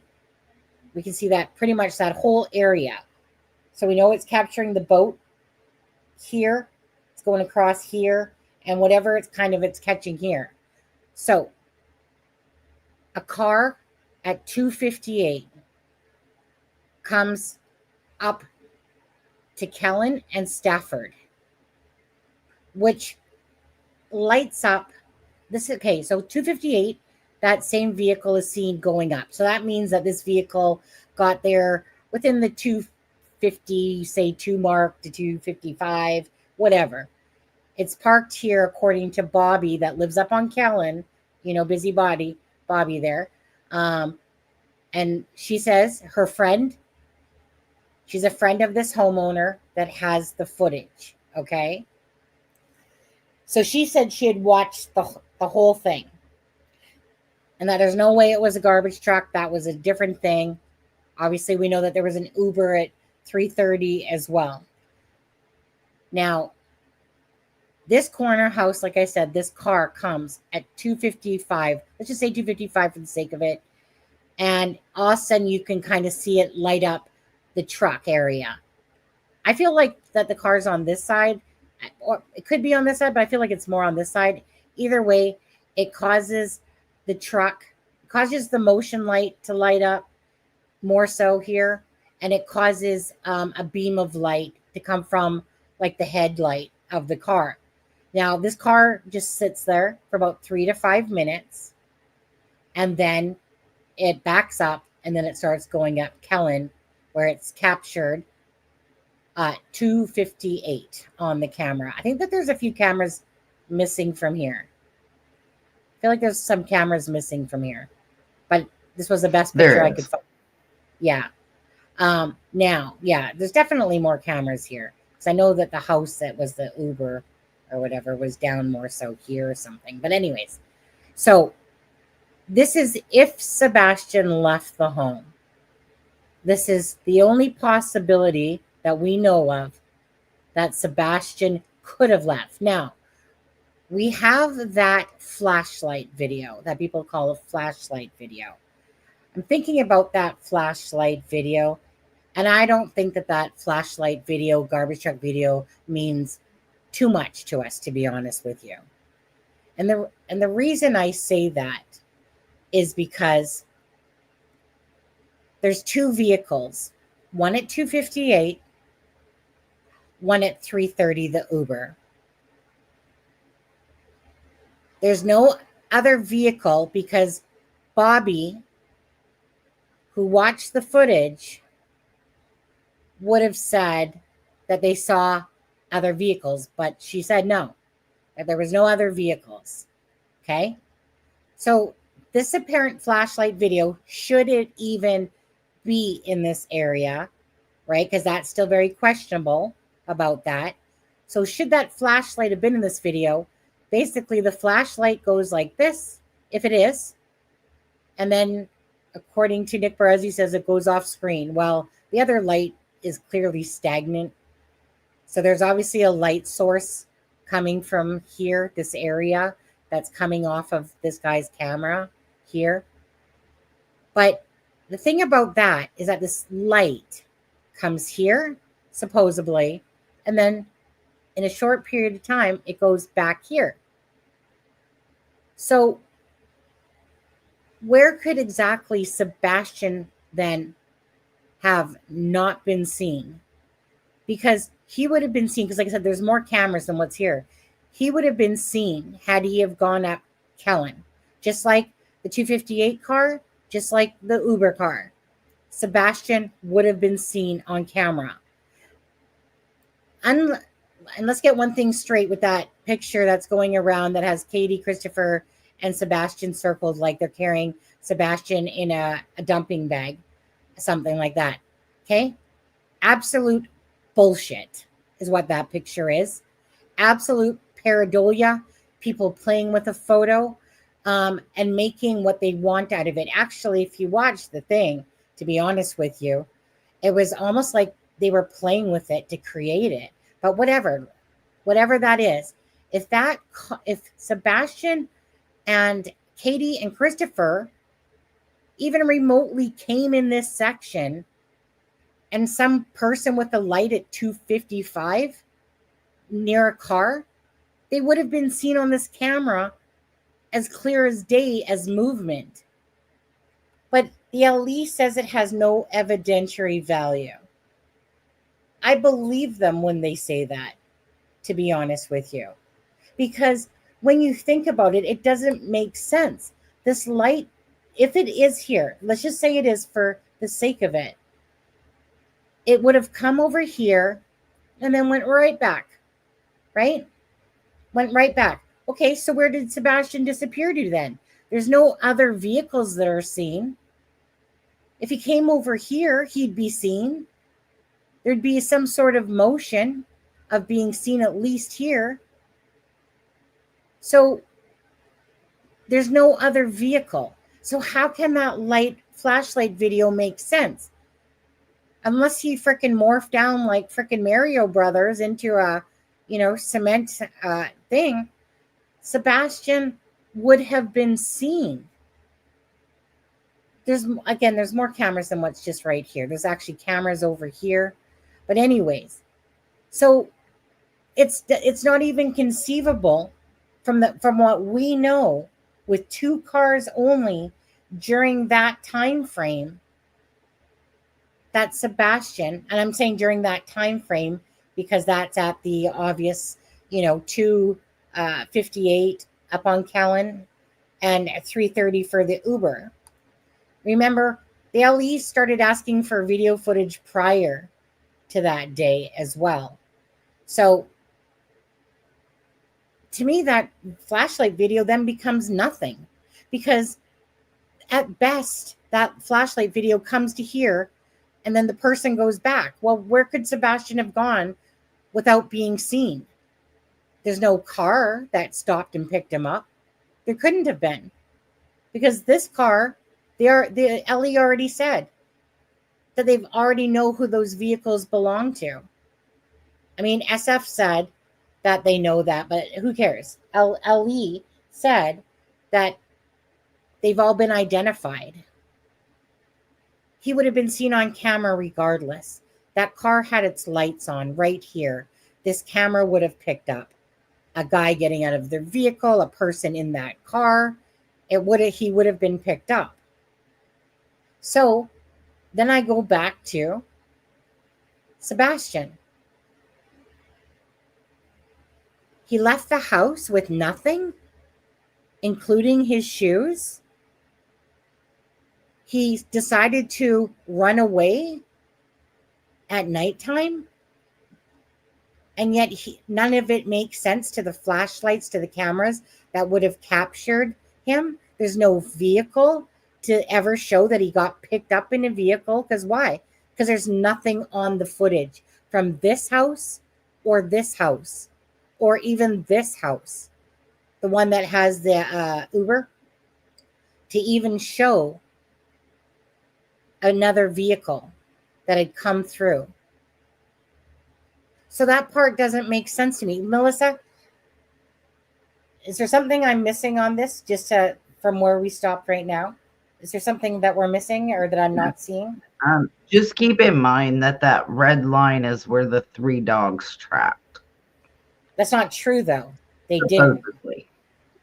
According to Christopher Proudfoot.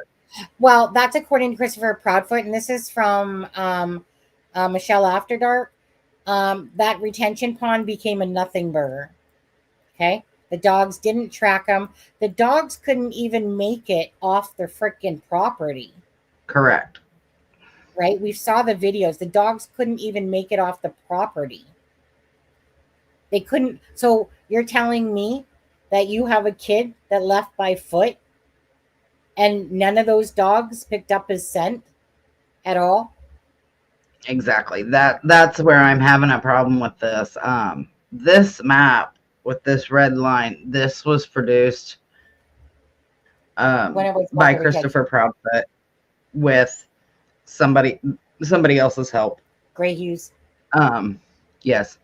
And so this red line is, according to Christopher Proudfoot, where the 3 dogs tracked.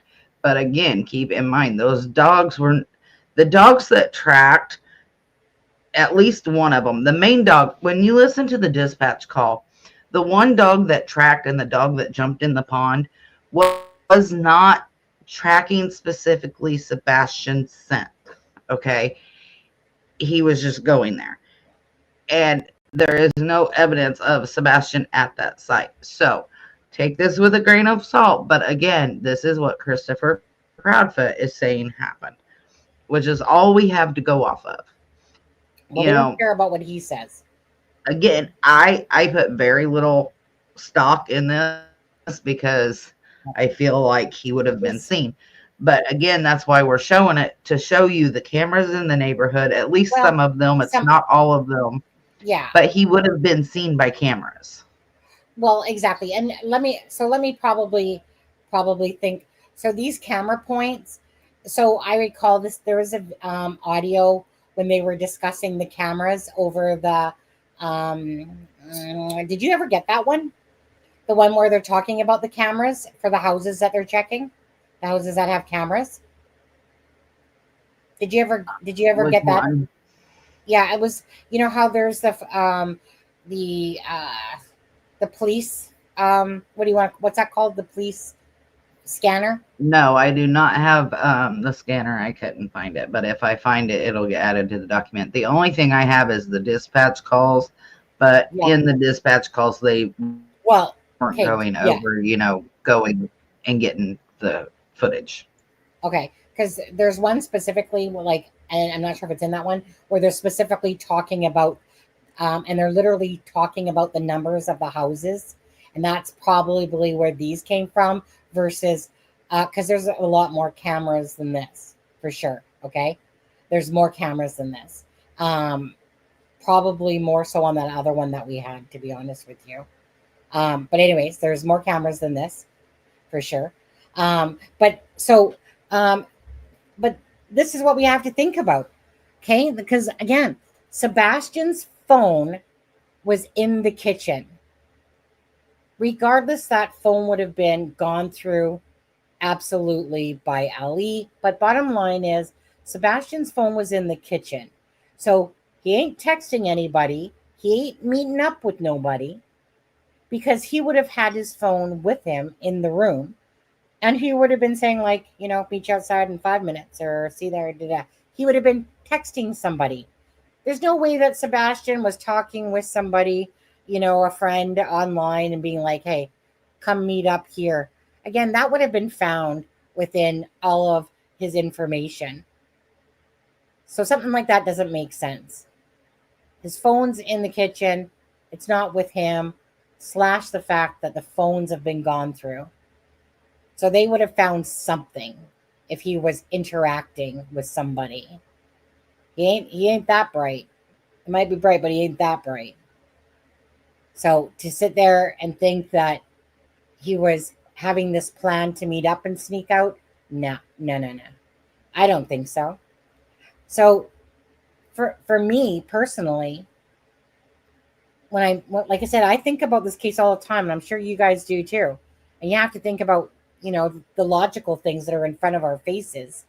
Cameras, being seen. How could even if someone did meet up with Sebastian, so you think that those people somehow averted the whole area and the cameras without them knowing where cameras were? It's not like somebody came into the neighborhood and go, let me just go down Kellen, check all the cameras, then we have to go 5 steps left, 20 right, type of northwest, type of thing. Ain't gonna happen. This case isn't going to be as hard as it seems. It's just because we don't have the pieces, and neither does Ali, obviously, that are missing. It goes against the grain of salt that Sebastian even left the home without shoes, went through the front door, locked it, and decided to go into the darkness with nothing, no knapsack, no munchies, nothing. And yet something happened to Sebastian. I can never leave the home because he would have been seen this way, or this way.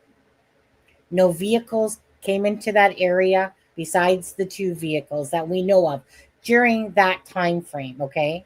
During the nighttime time frame. Because don't forget, this camera over here has a clear view all day of the Sebastian home during the day to either see Katie's car leave, which it did in the morning. It left in the morning and supposedly headed off towards the school, which is over the other way. So I'm just trying to look at it practicality. That flashlight video, it doesn't make sense to me because it would basically stop right in the center of here. So did he slide into this person's home here? Highly unlikely. So where could he have gone? If the flashlight video really only takes us to this area, where could he have gone then? Because he certainly didn't get into a vehicle. It would have been seen. You don't think that SF or Bobby, the one that was looking at the camera footage, we would have heard something, but we didn't. Why? Because there is nothing else.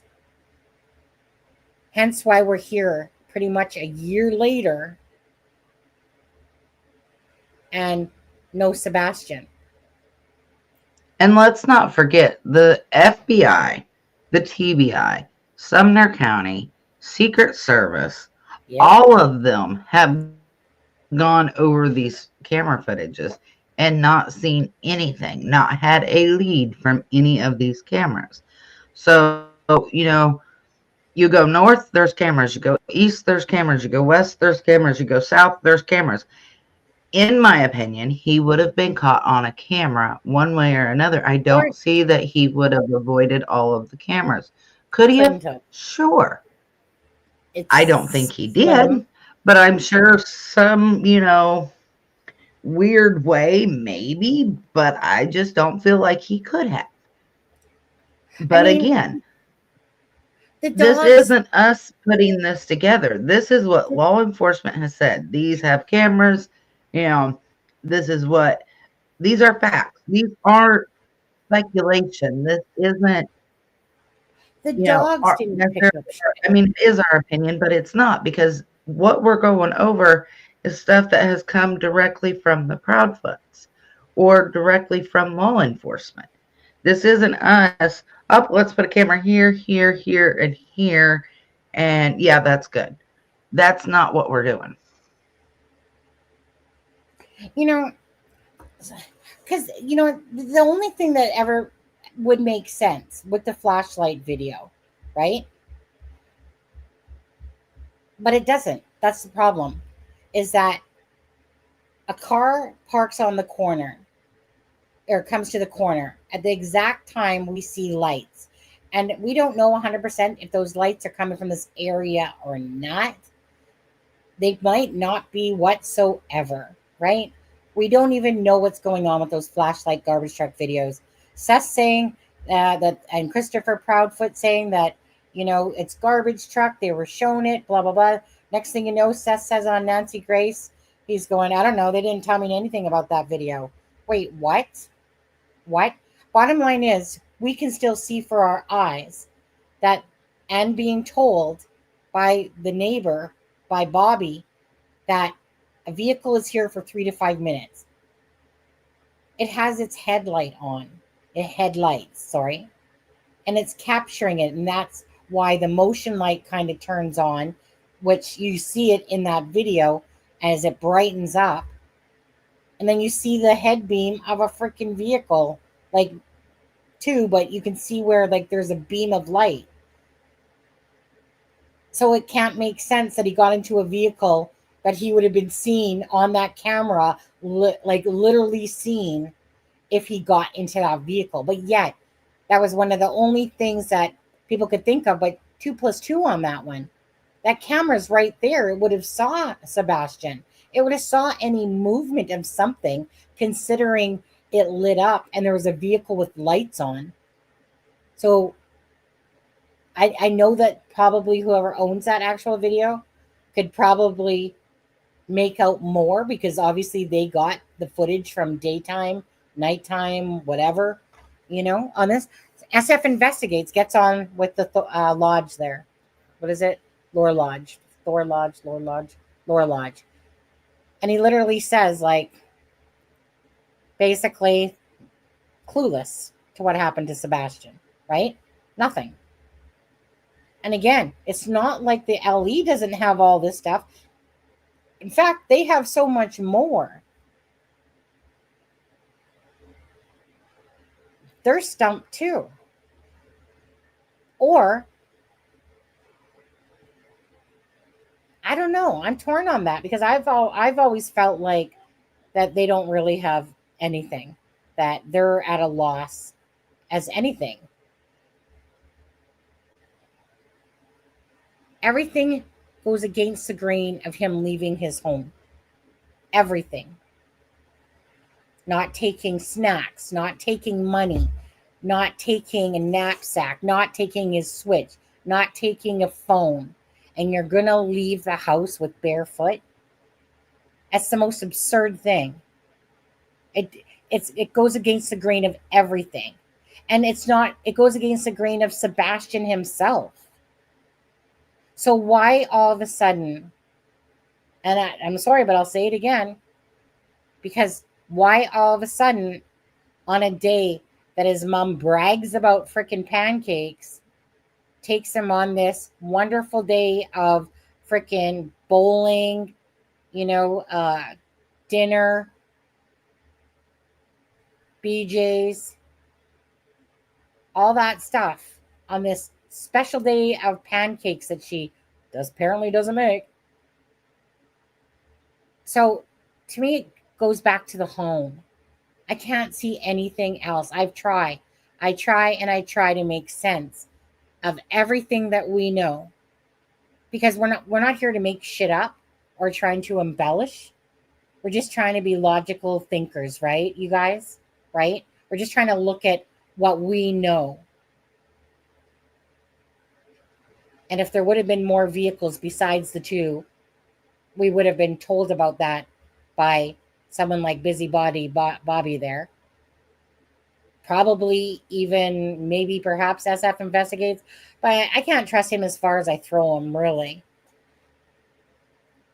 Would have been seen here, couldn't have gone here. But if the flashlight video's here, again, it stops pretty much here and then it heads back home. So where did Sebastian go then? Oh, I didn't even know you left. When did you get knocked out? Well, I had to leave because for some reason all my stuff was frozen. So I had to drop out and come back real quick. Well, I'm sure their head But hurts. as far as Christine's comment down here about maybe he was put in KP's car, I mean, it's possible. We can't rule that out. Even law enforcement said nothing's ruled out. So I don't know. Yeah. Bluefish says, my head hurts from hearing so many speculations. I have my own. I'm glad I'm not Ali to figure this out. Praying Ali figures this out and to find night, y'all. Bedtime for me. Night, Bluefish. Bottom line is, it's not really even so much speculation. It's clear as day he would have been seen in the back. It's clear as day he would have been seen going up to the other side. Like, there's no denying that. just like Christopher Proudfoot said when they're talking about this. That's not speculation. That's fact. It's the only part that becomes somewhat speculation is in maybe this area. Bottom line is a vehicle pulls up, lights on. So what? So suddenly Sebastian wouldn't be seen on this camera? That's bullshit. Of course he would be. Of course he would be. The freaking streets lit up because we can't compare it. We can only compare it to the footage we're seeing. No other vehicles. But we don't know what LE knows. We don't know if they have a piece of footage that we just don't know about ourselves, and they're just, looking for something to go along with that. And this is why it becomes such a brain ache, because there's nothing we can do to even remotely come close. There's no YouTuber that's going to solve this case, because we can't even get past the front door of Sebastian even leaving if he did. They searched the house over 10 times and found nothing. Katie's vehicle, apparently, by the neighbor across the street, says that she's gone for about 10 or 15 minutes. Well, we know that's somewhat to be true, because obviously the police are called at 6:33, and that's when Christopher tells Katie to go back home because the police are on their way, sheriff's office, whatever you want to call it. We know that Katie says she came down at 6 o'clock. Obviously, it takes a few minutes to run around the house, look through everything, and then on top of that, get her keys, go out to her car, start driving. So you're probably talking about somewhere in the vicinity of 6:10, probably left the home. Probably gone more like 20 minutes. And then comes back home because Christopher Proudfoot calls the police. Sheriff's office, sorry. I just say police because that's what we always use. At no other time is Katie's vehicle seen leaving. She would have been seen. So what do we have? Just the home. Because even if the only thing, depending on where cameras are on this side, but even this camera catches a portion of this side of the house. Don't know how well it's capturing it exactly, but it does. If you left the house, it could have only have been through here. And I don't know who has cameras here, because if they have cameras too, well, then that just takes it out of there. See, that's kind of what I think. If he left the home, right, then he would have had to go through right there, because he would have been caught on all other cameras. But I still feel like he would have been caught on the camera across the road. So I don't know. I can't figure it out. But the light, and that's only assuming, that's just taking for granted that the flashlight is truly here, because the light goes back. So what do you think? Katie walked him out and said, "See you later, son. Here I go back home now." There's no vehicle seen. There's no other person seen. There's no other person seen in here. It's not like someone rapped on his window and said, I'm your neighborhood pedophile. Could you just come with me, please? In fact, why don't you just go out the front door, make it easy on yourself instead of through the window. Right? And don't worry about grabbing your phone or shoes. Yeah, don't take a phone, don't take nothing, don't take shoes, don't take anything. Just go. It goes against the grain of everything that Sebastian doesn't do. But see, for me, like the key to this case, the true key to this, and this is in my opinion, but the true key to this, okay, Sebastian comes out and he says, yeah, love you, mom, love you, puppies. And he goes Yeah. to his room to go to bed. That's at 9 o'clock. We know that. Yeah. At about an hour later, so that would put it approximately 10 o'clock, she hears a noise. That noise progresses to a thud. Anyway, I digress. So when my son was living at home, and he was, I don't know, 16 at the time, I think, give or take. Anyway, he had his girlfriend over. And they were in his bedroom. They had the door shut, and I wasn't the best mom, I guess. I don't know. Anyway, they were laughing and joking, and my son was prone to seizures. And all of a sudden, I heard a thud one day, and I called out from the living room. I said, "Are you all right?" And I didn't get I didn't get any reply. So I got up and I walked, 20, 30 feet, whatever it was, to his bedroom, and I knocked and walked. And are you okay? And Mom, get out of my room. Are you okay? Yeah. I said, then you should have answered me the first time and I wouldn't have opened up your door. Turned around, shut the door. But it was the fact that he didn't answer. But I didn't, it was, are you okay? For me, something that has stuck in my head is she didn't holler back to Sebastian, are you okay? She hollered at Sebastian and said, did you fall out of bed? And he said, no. According And to she's Kate. like, okay, good enough for me. It was not an, are you okay? For me, if you heard a thud, if you heard a noise, even if you just thought he was playing with toys, if it was loud enough for you to hear it in the living room, then it should have been an, are you okay? Not a, did you fall out of bed? Why was that what she first went to? So let's just say somebody was at his window.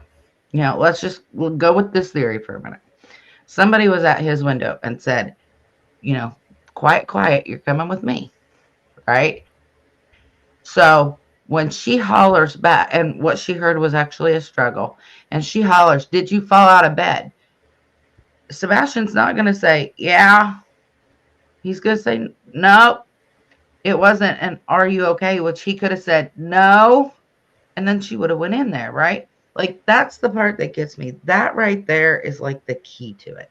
What was that noise? What was that thud? What was that noise? Was that, I know that bugs him me going too. through stuff? What was it? That is where it lies for me, is what was that noise? And that Now, to me is the key. but it's Kate. But again, let's go back to just thinking about this. How did a person, my bad, sorry, should probably be on camera. How did a person manage to get into that area via vehicle or walking without being seen on cameras when they would have no clue where cameras are? I fully agree. That's why I don't really account for that theory very much of somebody being, at his bedroom window or what have you, because I feel like they would have been seen. But I also feel like he would have He has been a seen screen. if he left. I mean, not only does he have blinds, but he has a screen on his window. All the windows have screens. Correct. So he didn't leave via window, and we know he didn't go out any of the doors that have deadbolts, so he had to have gone out the front. So none of these theories of somebody lured him out at his window make sense, is what I'm getting at. Well, none of that makes sense.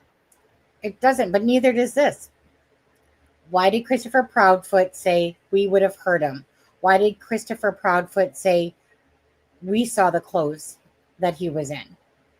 Why did Christopher Proudfoot say when he's home, the dogs sleep in a pen? When he's not home, Katie lets them sleep in the bed. But supposedly that night they were in a pen. Right. It's just those things that really bug me, you know? But then by the same token, I sit there and I'm like, is he just a big, narcissistic, a-hole? But what's with all these we's? What do you mean we would have heard him go thing? Like, meaning it's not just once.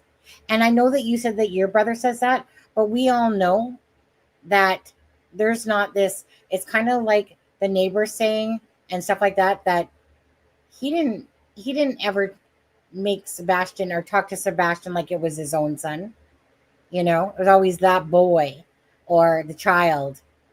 It wasn't this, you know, like what Katie and that were trying to portray, like, well, because it's our son.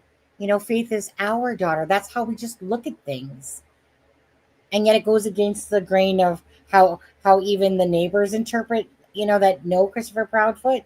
So those things bug you, but yet we know that of course LE has every informational data when it comes to digital. That they got all that stuff. It's almost a year later, you guys. And none of us can wrap our head. That's the problem, is that we're literally stuck. And we can't, there's no other movement. We can talk about this till our, eyes are blue, whatever, or cross-eyed, whichever. But this is where we're stuck. He didn't go out the back. He didn't go out the side. If he would have come this way, if somebody would have entered, there's two vehicles, right? On the remote chance, the only thing that ever entered my mind by chance, but this still doesn't make sense, is that we know that a vehicle went up at 2:58. They said the vehicle's been accounted for. And according to SF, it was someone that was known to like frequent the area. The only thing that ever makes sense, or something that only I think about is, and again, it still doesn't make sense. So let's say he managed to get into a vehicle unseen at 2:58, go up Kellen. Is it a friend that he talked to earlier? There's no phone. The phone's in the kitchen. How would he communicate? Besides saying, you know what, I'll meet you out 3:00 in the morning, okay? Come pick me up and take me to my mom Bobby's house, type of thing. That's a stretch. To not even be seen on camera. That's like a stretch, a big stretch.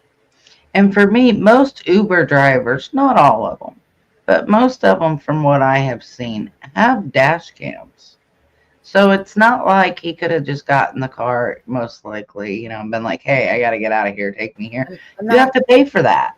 I'm not talking Like about the Uber. taxi. I'm talking about the 2:58 vehicle, which is the what we would call the unidentified vehicle. The Uber is at 3. Okay. Yeah, the Uber is at 3:30. That one counted for, meant it was nothing. We heard that there was two vehicles. Yeah. That there was one that, like, it was kind of getting mixed up because we heard that there was an Uber, then we heard that there was another vehicle. But again, there's no getting by this point. In our heads, logically, we can't make sense that Katie in 15 minutes time can take a body out of the vehicle. I can understand her handing Sebastian over to somebody, like, meaning if I want to look realistically at what anything that seems plausible is, I don't see her tucking no body away out within 15 minutes time, especially if her vehicle is going to be seen on cameras at houses as she's driving. But maybe there's certain parts, like,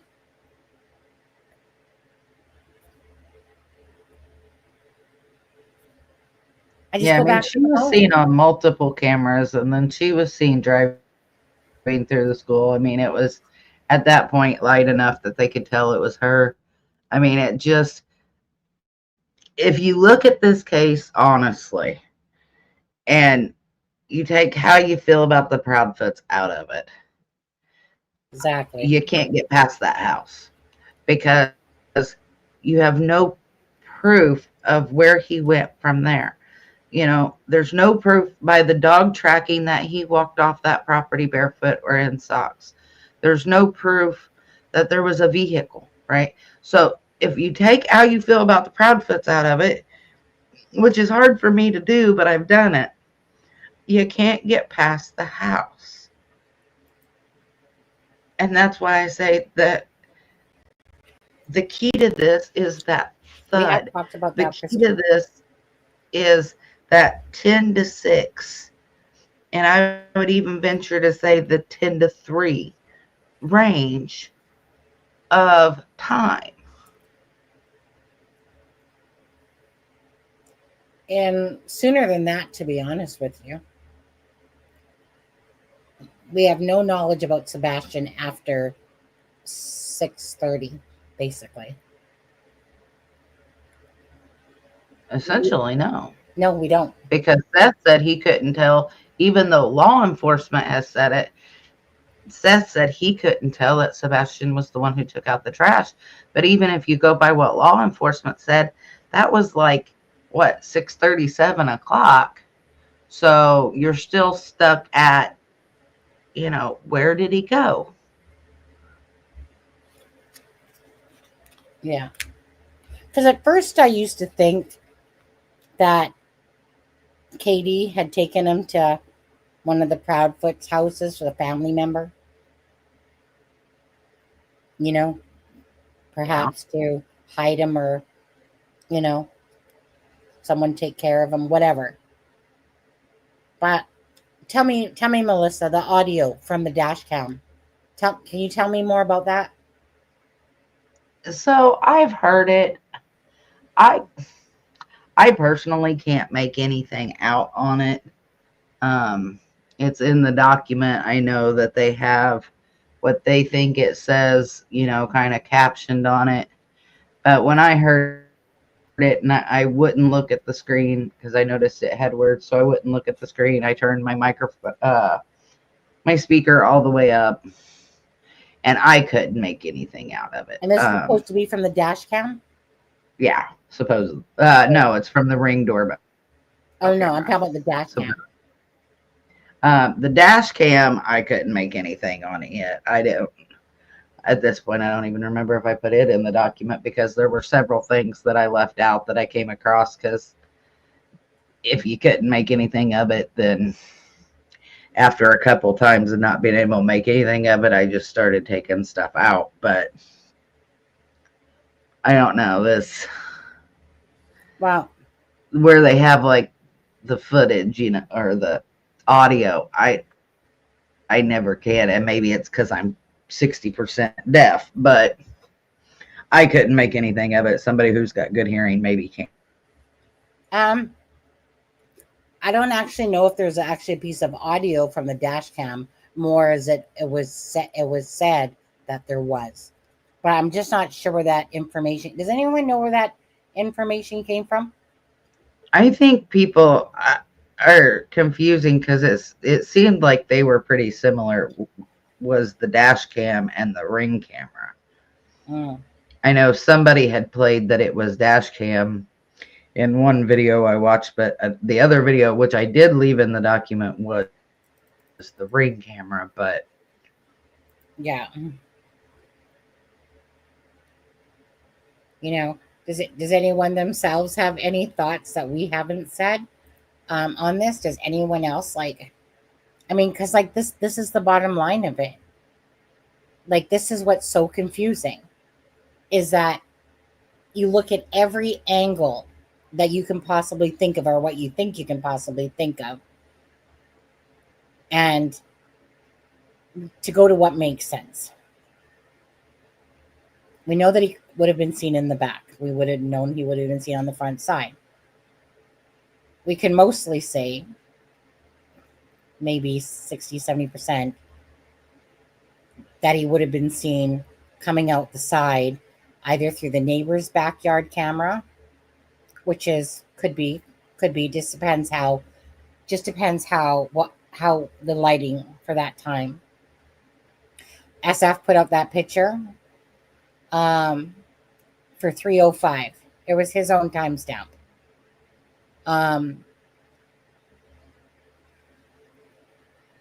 Do I believe it was that time? I mean, I think you have to be a really big asshole to put out fake news like that, really. SF always acts like, oh, now I got to show you idiots. It's almost like people start talking about something and then he's almost like, well, now I got to prove to you idiots that, this is here. So then he'll put out a picture, which he did.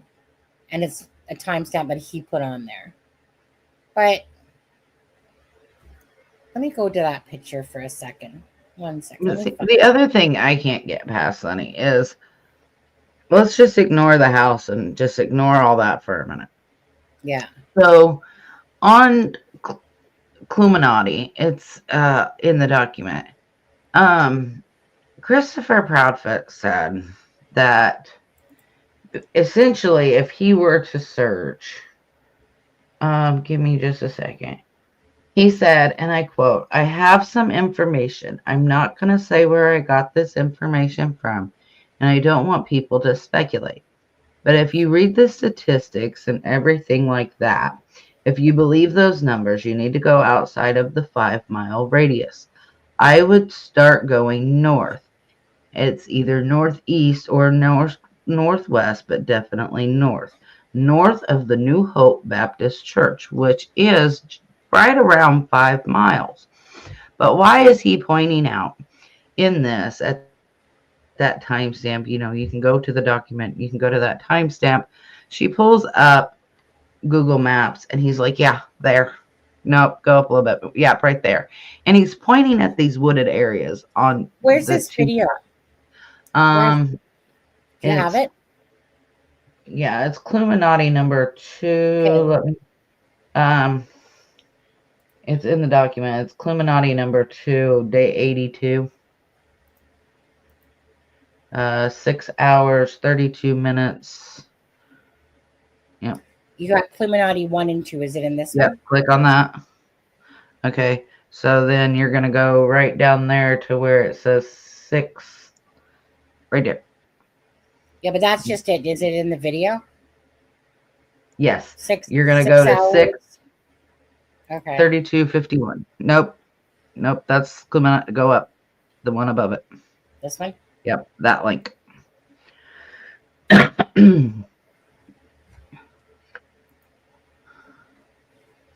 So for me, it's like, why would you say I have some information, first of all? And you're not going to say where you got that information. So did you get it from Katie? Did you get it from law enforcement? Where did you get this information that you're giving us? And why north of that? Like, that's the part that really bugged me. I don't understand. I clicked on the thing. Oh, okay. Hold on.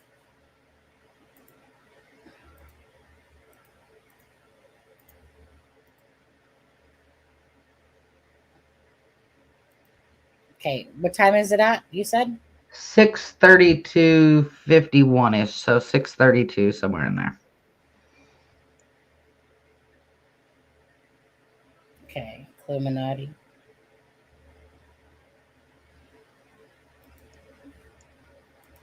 But I think we have some of those resources, or there are some of those resources available. But I think, like I said, it still goes to if we need, and we do So need here in a second, she'll pull up. everyday person to be involved and to Right. spread the word, then we have to give them something to do. What? Give her just a second, and when this comes down, she'll pull up Google Maps. Okay. And a lot of people want to go search, and I know that putting together something big like that is a lot of work, but there's a lot of groups that want to go just, maybe 5, 10 of them. And if law enforcement would just release where would be some possible places to search, I think that would be an amazing start. So if you have any way of communicating that, I mean, I think that would at least give people that want to be doing the right thing, going out and doing things and searching, it would give them something to do. You know what I mean? So I have some information. I'm not going to say where I got this information from, and I don't want people to speculate, but if you read statistics and everything like that, if you believe in those numbers, I outside of a 5-mile radius, I would start going north and either northeast or northwest, but definitely gravitate north.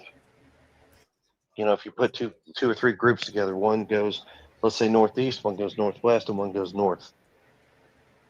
Right. Statistically, you know, if you look at how it goes, SEER or like search and rescue, things like that, that's probably going to be an area where I personally would start. Okay. Okay. So this is what you're talking about, where it's talking about the stats. Talking about Yes, going and then north. here in just a second, she pulls up the map and he's like, no, keep going north. So she kind of adjusts it several times. And then he's like, yeah, right in there.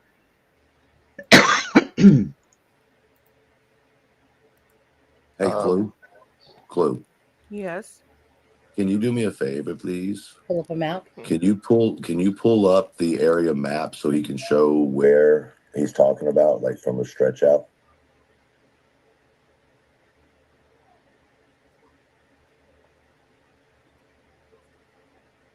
It got quiet.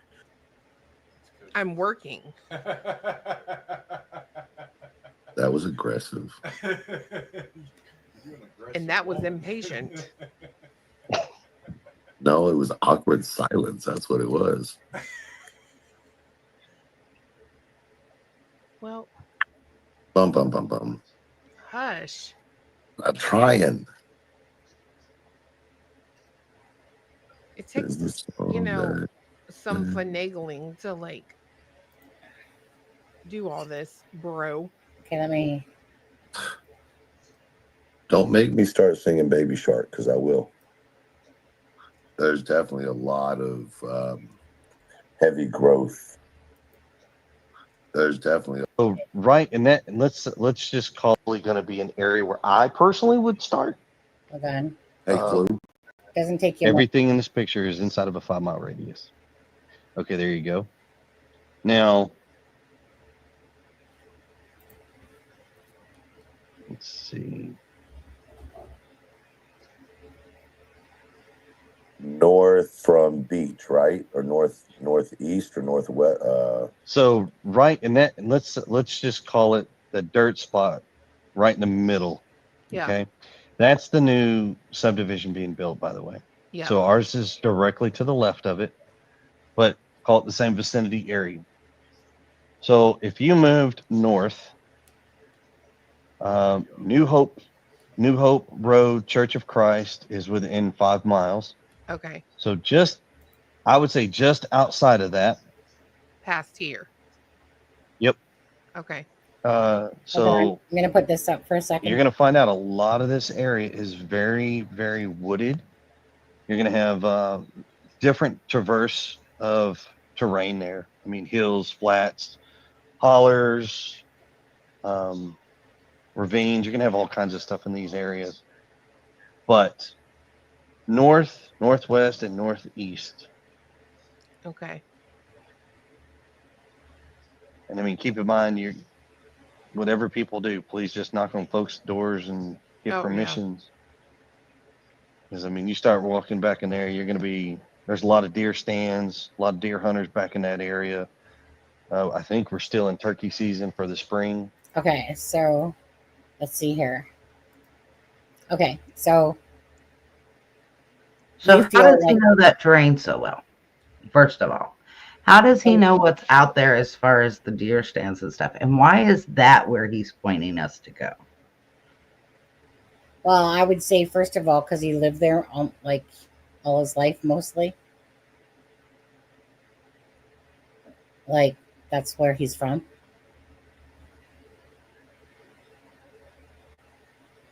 Right? It's not like he's a newbie to Hendersonville. He grew up there. Yeah. I mean, how do people in chat feel about that? Like, I think the part that got me though, was not only was he saying where to go, but it was the I have some information and I'm not going to say where I got it part. That was the part that really caught my attention. Yeah, I get that. I can understand why when somebody says something like that, like, so somebody gave you information about where to possibly look for Sebastian, and you know what? Why don't we just throw that up on a live? I get that part sounds strange, you know. Just, I mean, who knows whatever the reasons are, but there's not going to be a person that's guilty that's going to say, you know what? I think Sebastian's there. I think you guys should check it out. I wouldn't be buying that. Is that what you kind of think, though? That he's Christopher Proudfoot, unruly. I mean, I'm not sure how to take it because, you know, when he says things like, I have information and I'm not going to say where I got it, but I don't want you to speculate. Well, you're leaving it open for us to speculate, Yes. first of all. Yeah, absolutely. So, did that. where did you get the information? Did it come from law enforcement? Did it come from Katie? Did it come from whoever took Sebastian, let's say? Why is that the area? Why not some other area, right? There are plenty of other wooded areas. Why right outside of the 5 mile search radius? Why that specific area? Who told you this? Because probably a friend of his or somebody had talked about the number stuff and whatever, and said where a good place to look would be. Because there ain't no way that Christopher Proudfoot is going to sit there and pinpoint where Sebastian's body is if he had anything to do with that crime. You'd be the. But why is he not going and searching it? Why has he not had law enforcement go search it? I'm sure that they did. I mean, their map is huge of what they all searched. I don't know. I'm not thinking much about it myself personally. Besides, yes, no, not. I mean, even his work. Like, the only thing that I thought about is that when you make a comment that, well, let me show you something or tell you something. I'm not going to tell you who told me or blah blah blah blah blah blah. You've just put, you know, an arrow on your back just by even making that comment alone. For anyone that thinks that Christopher Proudfoot had anything to do with Sebastian's disappearance.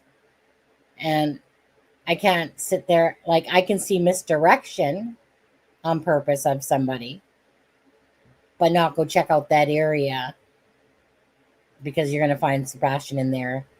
Because obviously that, you know what I mean? If it ever came back that he was found in that area, come on now. Christopher Proudfoot told us to go search that area from this person. He didn't want to say who it was. That wouldn't make sense. I mean, just like, you know, certain things like that just really caught my attention in some of these lives. And it's like, I don't know if it means anything, but we're putting it in there because I don't know how to feel about it because it's like it caught my attention. But at the same time, why would you tell me where to go search? Because if he's found there, you just linked yourself to it. Like, it doesn't make sense, right? It doesn't make sense, just like a lot of the stuff doesn't make sense. Yeah, a lot of it doesn't make sense. That's the problem. Is that you know, there's always this mushy shit that gets in the way because of doing stuff like that, especially when you're like when you literally have a target on your back, you know, just for being who he is, regardless on there. Okay. So this is I just want to pull this back up. I'm not going to stay on too much longer. I got to work, get up for 4:30. It's so pathetic. I got to be up at 4:30 so I can walk 2 minutes to work on there. But, you know, you got to throw in a shower, get your hair done, make your lunch. Hi, Timmy's Legacy. People just don't vanish. Exactly. They don't. But this is where this case comes to really a halt because That's just it. There's no place to go. There's no place to go. So this is a picture that SF put out with the house blurred for privacy. What the heck was he blurring out here? Come on now. What are you blurring out? Okay, anyways. So this is what he's saying is 306 51. Now, the only comparable picture to that, well, let me show, I guess, this one next.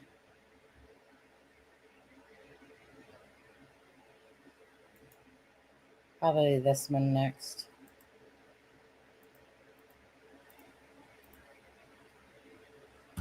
But as you've seen, SF is lighter, so whether he played with the lighting a bit, I don't know.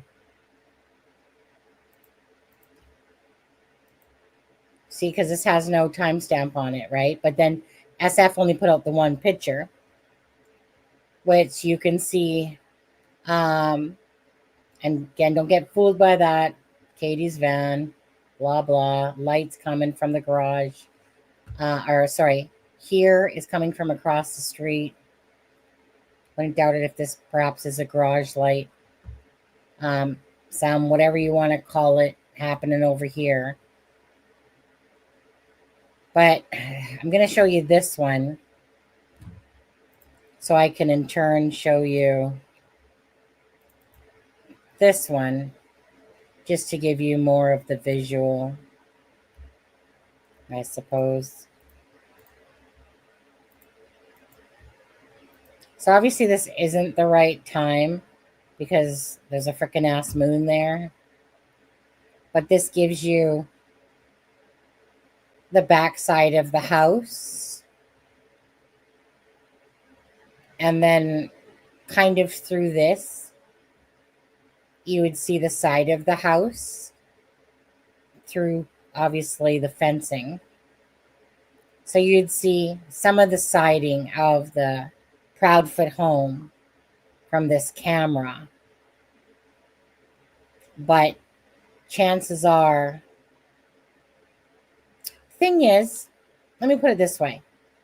If a flashlight, regardless, is coming through this area beside the Proudfoot home, that's going to be seen on camera. This camera is going to pick up a light source coming through here. Because Can I just say something while you're on this one? Sure. Right over here where you see the light in the other picture that was coming through that you were saying was the neighbor's house, you can see it in this picture in the same spot that it is with the same fence post right there. You can see the light and you can clearly tell it's not the Proudfoot home. Oh, yeah. In this picture, the one across the street? Yeah. Yeah. I mean, unless you're like a blooming idiot by now, anyone that has seen any of these pictures knows that it's not from the Proudfoot home now. It's from across the street, no matter how much people want to twist it. Just like that person right there isn't a person that people made it out to be, because there was a flashlight coming from that home, like you can see now, that kind of took it out, that piece of the tree. And then all of a sudden people are like, oh my God, like, can you make out what this figure is here? Is that a person? Give me your thoughts. Yeah, my thoughts are, fuck off. Stop making shit up. That would be my thoughts on it. You know, like, get real. But that's what people do. They just take an image, they have no clue about the images whatsoever, and start drawing freaking circles around this like it's a person. You know, when all you had to, well, for people that like myself that will play with pictures, especially these ones were easy to play with, really, just to line them up. It was just so easy to see it was part of the tree. But then you have these, you know, idiots that literally start circling it around, Maddie Meyer, and then they start going Give me your thoughts. Is that a person? And then that's where that shit starts all over again. Okay? Because people, like most people, have no clue about taking pictures in or, playing with them and stuff like that. Most people have no clue. So they just go by what, oh my God, you're right. I think that is a person. And you make it of it what you will. Kind of like the whole bullshit shit with the Christopher Proudfoot, And that's where it gets annoying. Because you have these literally morons that literally do that stuff. And then you have other morons that actually believe that shit, especially if it's from like a channel, like, well, what Betty did the other day, right?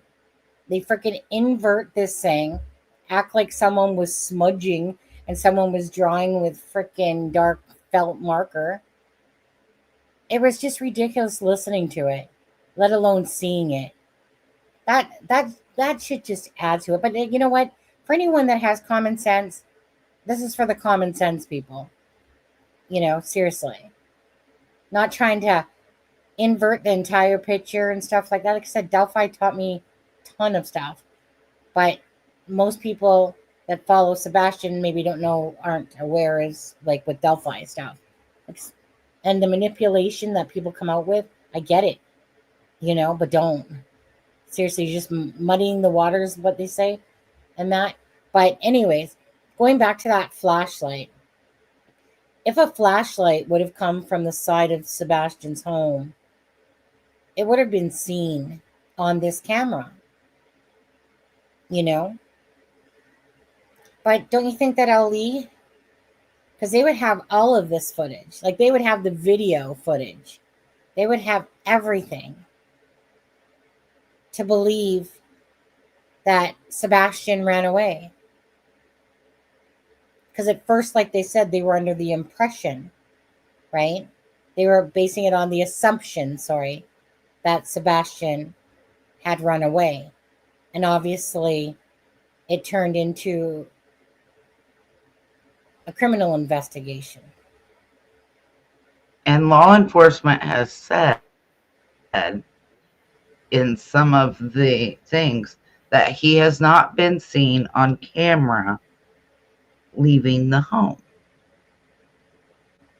Exactly. So we can see here, we're looking at the back door.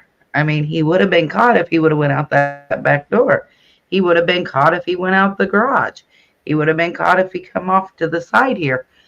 So, I mean, if there was a flashlight, it would have been seen. Yes. And maybe it's footage that we don't have, but honestly,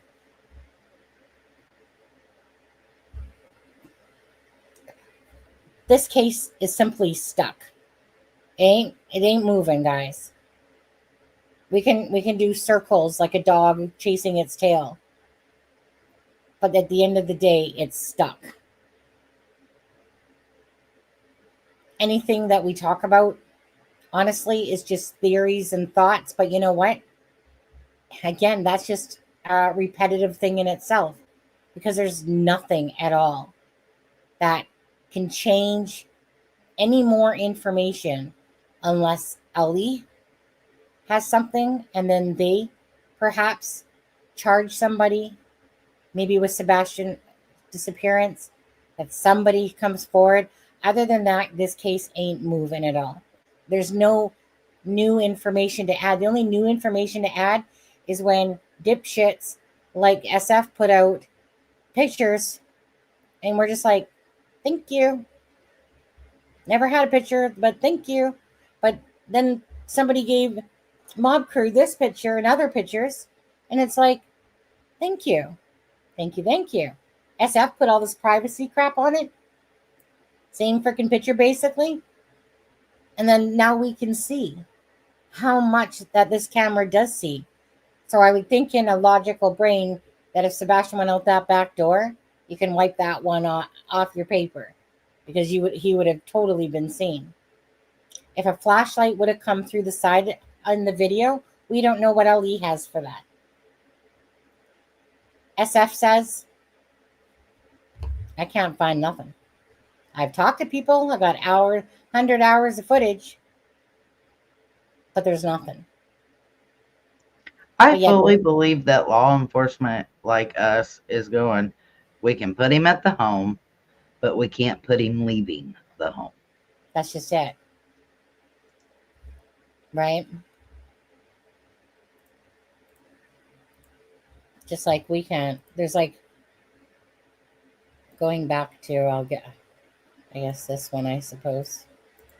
I'll go back to this one. The retention, the dogs did not leave the front yard area here. You know, they might have sniffed a little bit over here. Honestly, they would have been hot and on his trail if he left there barefoot. I agree, because the dog can smell Or up to 7 socks. days if it hadn't rained. I remember that one person saying like that certain dogs can pick up the scent for like, I think one was like 7 days, and then the other type was like 2 weeks or whatever. So this dog is not the dogs are not leaving this area. That retention pond stuff, we can't count that anymore. Didn't happen. It didn't happen. There was no scent. It was an air scent. So we can't even calculate that into this anymore about the retention pond and dogs. Dogs didn't leave the thing. It goes against the grain of Sebastian to leave without shoes on and then be an eloper and leave at 3 a.m. or whatever time at some point of the night. For all we know, and this is just another guess, for all we know, maybe the thud happened. You know, maybe something truly happened to Sebastian that night. Maybe it is a cover-up. Maybe it's not. But Katie, doesn't matter how you slice or dice it, Sebastian was with Katie and Katie only. And like I said before, Katie may not even realize she holds a clue, but because she's holding stuff back. And when I say she's holding it back from the public. Has she held it back from law enforcement? I don't know. I wasn't there. I don't know what she's told law enforcement. Katie, but what she has told the public, she's holding something back. Yeah. 1 second. Keep your thoughts going. I gotta go pee. So, you know, it may, for me, that's why I say the thud, because, you know, what was different? Did he say something when he come in from taking out the trash? Did he say, hey, Mom, there's a weird car out there? You know, who's driving up and down the road? Or, you know, and I go back to, why did she say, did you fall out of bed? Why was it not, are you okay? Is everything okay? And, you know, she repeated, he comes out and he says, I love you, Mama, and I love you, puppies. And then he goes to bed. But she never says, I said, I love you back. Like, I know those seem like little details, but those little details might hold something. Her saying, I love you probably doesn't hold anything. No. But why she said it a certain way. Why did you fall out? Did you fall out of bed instead of, are you okay? What was he saying when he come in from taking out the trash? Did he say anything at all? Did you notice a random vehicle? You know, things like that. And I'm sure law enforcement has asked these questions, and maybe it's just she's holding back things that she can't say to the public because law enforcement has told her not to. I don't know. But again, you go back to, she was the last one with him that day. She was the last one seen with him. She's the last one to know his whereabouts. She holds the key, even if she doesn't think she holds it. So if she's not talking and giving the full story, at least I hope she's giving it to law enforcement, because I really don't think she's giving it to the public. I really hope she's giving it to law enforcement, though. But I go back to, you hold the key. So either A, you're responsible for it. B, you're covering up an accident, whether it was he fell or he had a seizure or you got into an altercation and you accidentally hurt him. You did it on purpose, whatever. You're covering something up. I don't know what it is because I wasn't there, but I just feel like there's something she's holding back on, and I'm not the only one that has thought it. Because in the Peter Hyatt interview with Seth, he even said it. He said he feels like she's holding something back, and she is. Who hasn't been saying that? Most people have been saying that. Yeah. That's just it. Now, so on that same kind of direction, right? And we pointed it out, and I find it, the Lore Lodge, when I was listening to, even though I've watched him, but I was rewatching the first part that he did, and it's like he's saying the same things that I've been saying without knowing that he was saying them. Like, it's kind of like, and a lot of you guys would think this one in particular, but knowing, if you know the interviews, Katie was asked specifically on the Duchess, the second interview, is there anything else? Can you tell us exactly what happened that night? Right? Nothing about a noise or a thud. Nothing. And so that came out, I think it was on, when she first talked about that, Melissa, was it not on Chronicles of Olivia? Where all of a sudden she introduces that noise. Not thud at the time. Nancy Grace was thud. But meaning, I think it was some noise on Chronicles of Olivia. Yeah, noise, but it was thud. It was just a thud on Nancy Grace. But the thing is that we're talking a few interviews in, and she was specifically asked, can you tell us exactly what happened that night? Right? She never said anything about 10 o'clock hearing Sebastian with a noise or anything. You've had at least 4 or 5 interviews to say something about that. And yet she never did. And that's what we're talking about, though. So Katie's the last one that was with Sebastian, point blank. So why did it take even being asked directly, and she still never brought it up? That was the 4th interview when they asked her. They say, I just wanted to know if maybe thinking back on it, is there something you can think of that seemed off or out of the ordinary prior to him going missing during the night before you noticed that he was missing?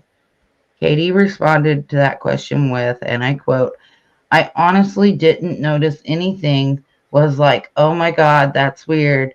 I mean, we had a really good day. He wasn't in trouble at all. We went to bed on a good note, and I don't know if maybe he just wasn't saying something, but nothing. And I've gone over this so many times. I'm ill, but I didn't see or notice anything that was like a red flag, Now that was interview number 4. And then interview 5 was with Chronicles of Olivia the very next day. And she said he was doing something in his room because about an hour later, I heard some noise. I don't care what you're doing in there, but go to sleep. So on day 21, it was nothing. On day 22 of him missing, it was some noise. Then on Smiley's World, day 24, she said, when she was asked about the noise in his room, she said, I'm not honestly sure. It sounded like he was messing with stuff in his room, which was not uncommon. And she said, hey, I don't know what you're doing in there, but you're supposed to go to sleep. And then on day 29 of him missing is on Nancy Grace that around 10 o'clock she heard just a thud. Mm-hmm. So, and this is my thing. And like I said, it's not pick on Katie and Christopher Proudfoot for Sebastian's disappearance without looking at everything. There is no answers, but yet still bottom line is Katie was the last one with Sebastian, regardless. And it's those type of things that have been projected to us. And that's why even JLR, when you guys listened to him at the beginning, like him saying, right? Like that was my whole thing. Things are getting added. But it's not like Delphi where they forgot certain things because definitely, obviously people forget some things. But we're talking when you're directly asked a question about, is there anything else that you can, nope, nothing about a noise. And yet somehow, and again, another thing that's odd about Katie as well, and but this was Christopher, is that Katie never brought up about them talking on the phone. Not once. And she didn't crack the Duchess when she said, so you fell asleep at 10 o'clock, and did it. Not once did Katie even mention, like, say to Duchess, no, you got that wrong. She corrected other things, but she never said anything. Duchess clearly said, so you fell asleep about 10 o'clock on the couch, right? And she went on. Katie never stopped her to say anything different. So there's something to me in that whole area of the phone call. Christopher Proudfoot, who likes to talk, right? Only on Web Sleuths did he finally mention that he was on the phone with Katie, talking about the thud. But it had never been mentioned for the both of them like that before. Because I kept waiting for Christopher to mention that. To mention, like, well, I know that thud was there because when we were on the phone, Katie was basically saying to Sebastian, are you okay? I kept asking myself, why is that not being said? Right? Like, they're talking about the thud, but at no point does Christopher interject like he likes to do, though, and say something like, well, me and Katie were on the phone, so I heard her saying that to Sebastian. I can guarantee that she said that. Just something like that. First time I even heard anything was finally on the Web Sleuths when Proudfoot wasn't supposed to be up there. And then they got into that whole big argument, Seth and him and all that shit going on. And so stuff like that bugs me. But it's not like I like to think of myself, and you guys might, however you think about yourself. I like to think of myself as pretty good at catching red flags. Ever since I was younger, I remember my brain is not as qualified, like as good as it used to be, for sure, as you get older, right? Your eyes go, your brain cells goes, whatever. But when I was younger, if Melissa would have said something to me 2, 3, 4 years ago, and then she brought that same thing up all those years later, I would have remembered because my brain caught those things, inconsistencies when people are talking. So I'd be like, no. And this is when my brain was like 100% functioning. Awesome. I'd be like, no. I remember exactly what you said, because like it would play in my head as if I remembered it from 5 years ago. I'd start hearing it play in my head what was said, and I could tell you. Nowadays, I have to question myself because I've gotten older. But when I see people like the Lore Lodge talking and, or other people talking, and they're saying those exact same things, and they're catching those things that are what we kind of think of as like these red flag alerts, going off. Why wouldn't we question it? Because they are red flags. They're things that are making you question the truth. We can't, sorry, Christopher Proudfoot, but we can't trust you. You have left yourself not credible, not likable, and not credible.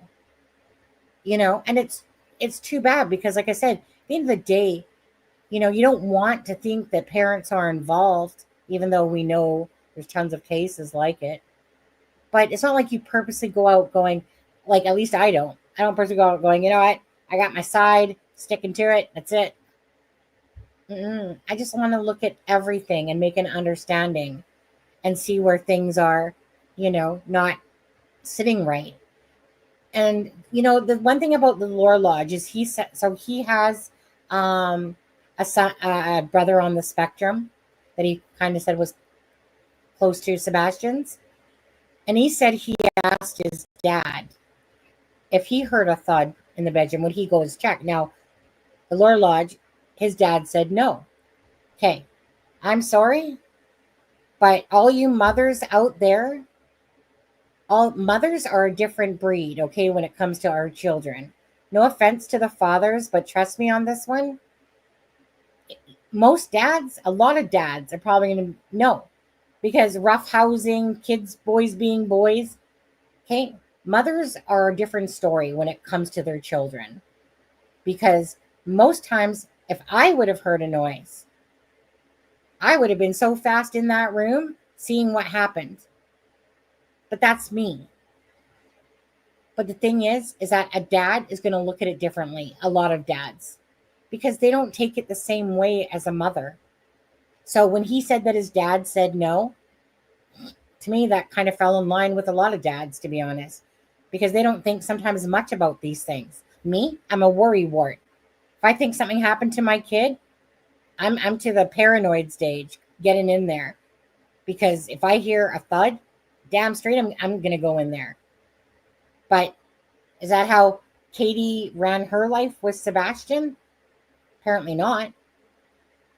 Apparently on the phone with Christopher Proudfoot. But again, some parents just don't think that, and they don't think anything wrong about that. And the thing is, who are we to judge? But I know for me that she's probably kicking her ass so badly for not checking on that noise to see if Sebastian was up to something. Like, barring the fact that Katie Proudfoot had nothing to do with her son's disappearance, right? So if she had nothing to do, she's kicking herself in the effing ass so badly for not checking on him. And that would be extreme guilt, right? But that's taking yourself out of the fact of thinking Katie had anything to do with Sebastian's disappearance. The guilt, just like Kelsey dropping the Abby and Libby off at the Monan Hyde Trail Bridge that day, that guilt will forever live with her no matter what anyone says. She'll always feel guilty and remorse about that. Because or Wilma letting the Lyric and Elizabeth go on the bike ride. I mean, you can't take that away if it really. Oh, I got Streamlabs still saying that. Oh. I didn't realize I had that one saying Sunny or Aspen in my Streamlabs still. Sorry. Go on.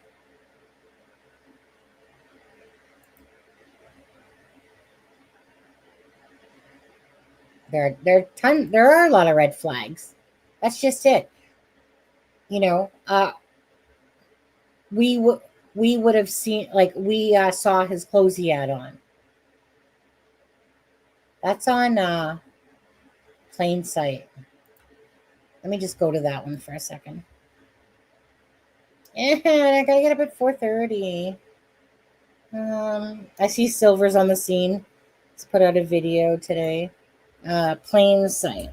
No, what is it called again? Missing in Plain Sight. Let's just go to that for a second here.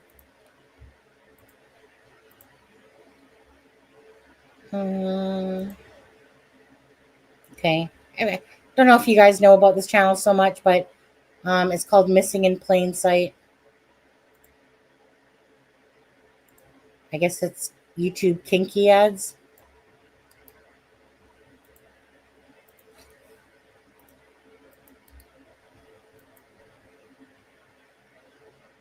Right. The guilt.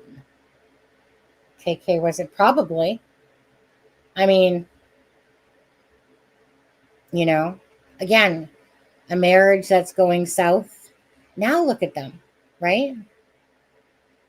It's weird. It is weird. Now you think that they're thick as thieves. Okay. We have to watch this one for a minute, people. We just have to watch this one for a minute. It's too darn cute. Look at little Sebastian. That's what I was getting ready to say. He's so darn cute. Why? He's just so darn cute in this. No. He's just so darn cute. Look at him. Just right into the role. Especially when he starts coming out to play the flute or something.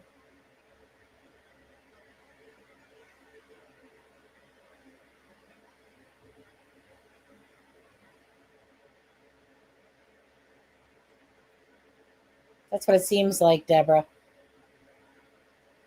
Look at him. Freaking like some sort of snake's gonna come out of a basket or something there.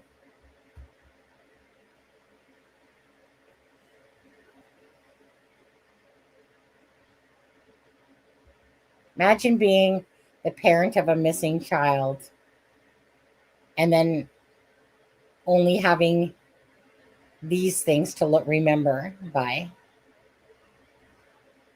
videos and stuff. Who's messaging me? Somebody's messaging me. Don't know who somebody is.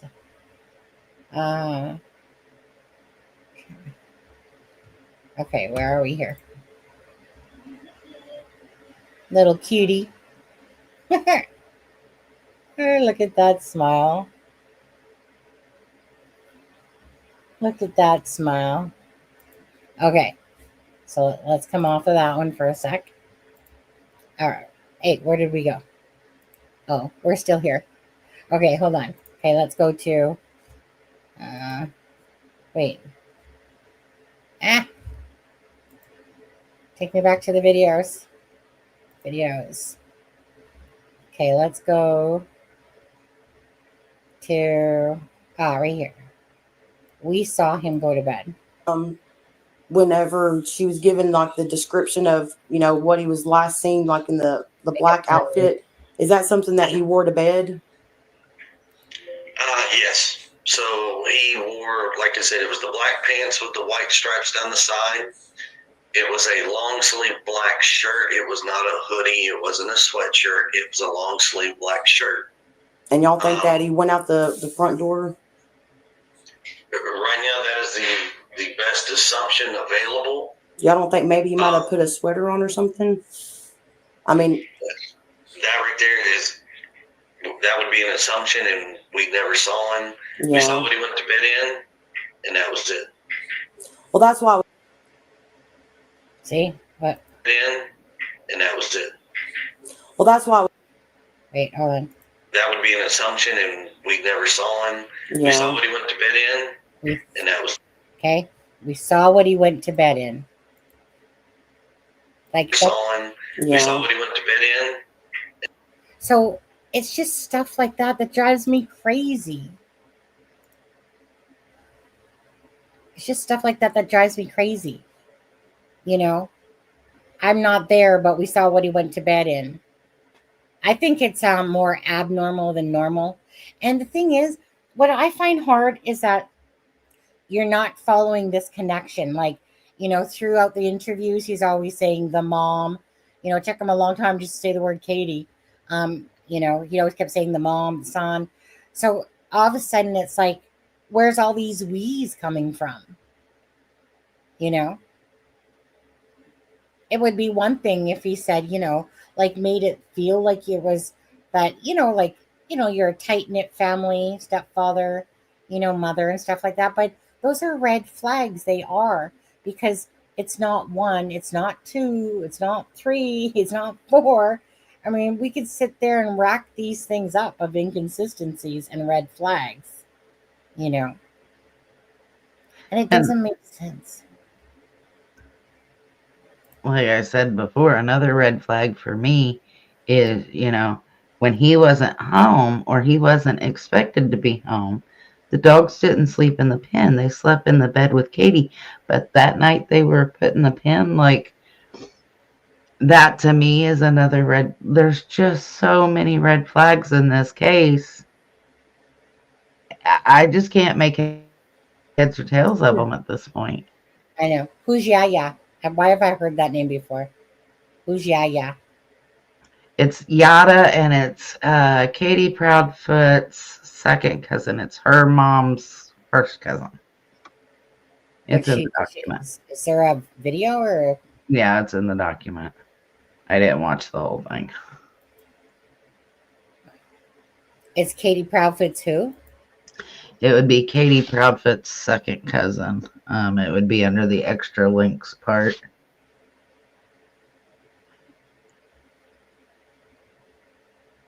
Yeah, she spoke with I'll have to listen to that first before I pull it up. Just yeah, because I didn't listen to that one. I didn't have. That was the least of my worries at that point. yeah. There's that. 1 second. Let me go. Why does it always? Let's see here. What else we got? What else we got? Mr. Proudfoot threatens PIO. Yeah. Oh, dirty mouth right there. God, this kid looked like Sebastian so bad. My God, this kid looked exactly like Sebastian. Crazy. On patrol.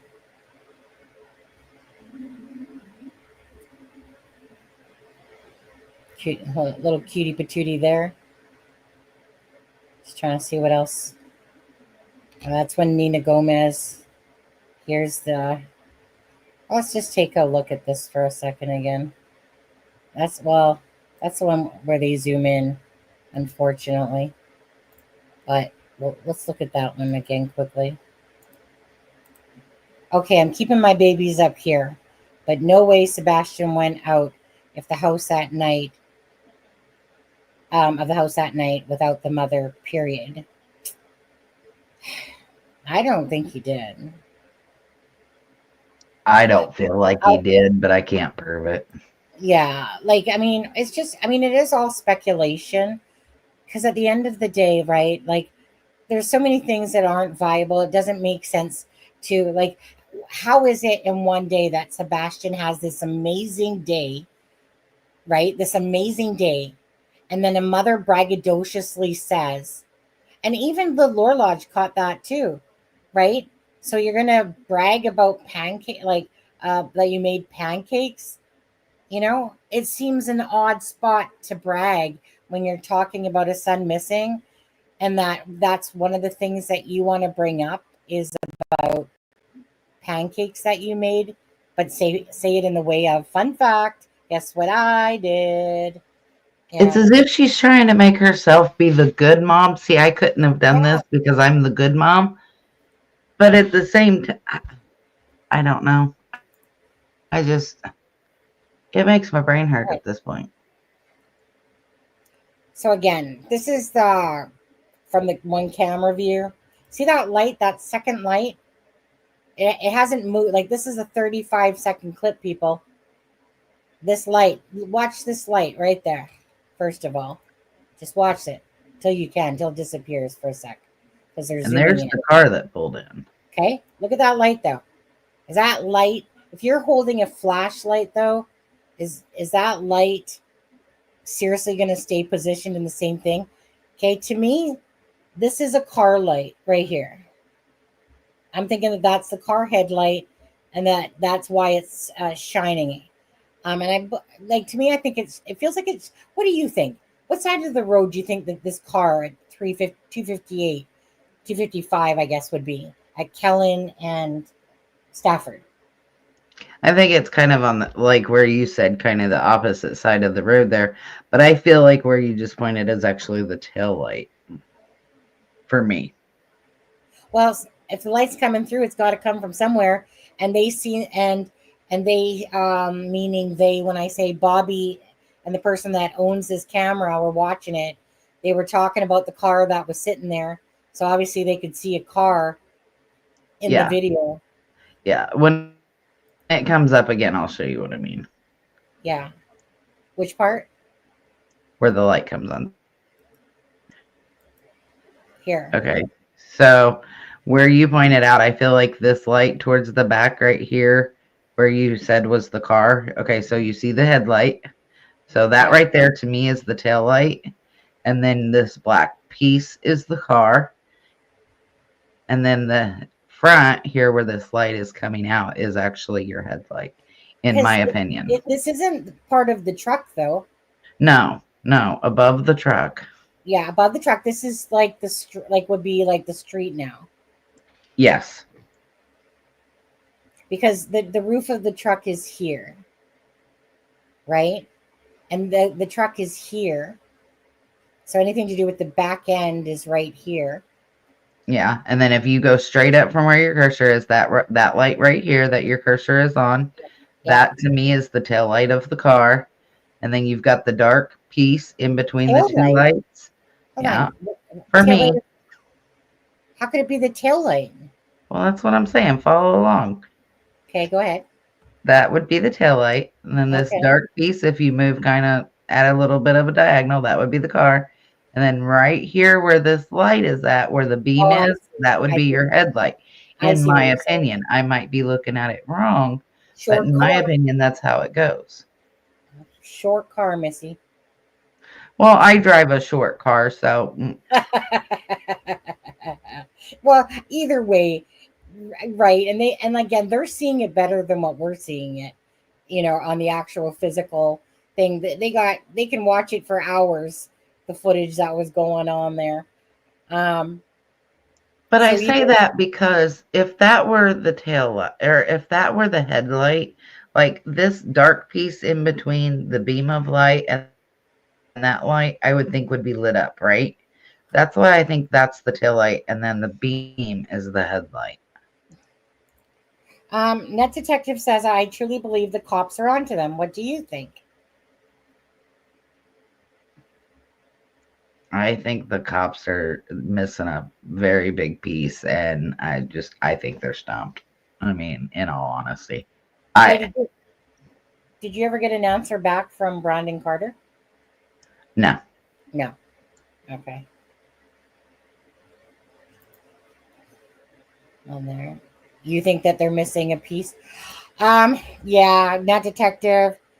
I'm at a loss with that one because a red flag to me is when you ask YouTuber Clutch Them Pearls and you ask in telling him that they can't give out any information, of course, because it's an active case. But then at the end of that sentence, he says, so what are your thoughts of what happened to Sebastian, or your theories, or whatever? It was worded something like that. Instantly that told me, like, why would you ever ask a YouTuber that question if you knew the answer already? Like, if you already had the information, why are you asking a YouTuber their thoughts?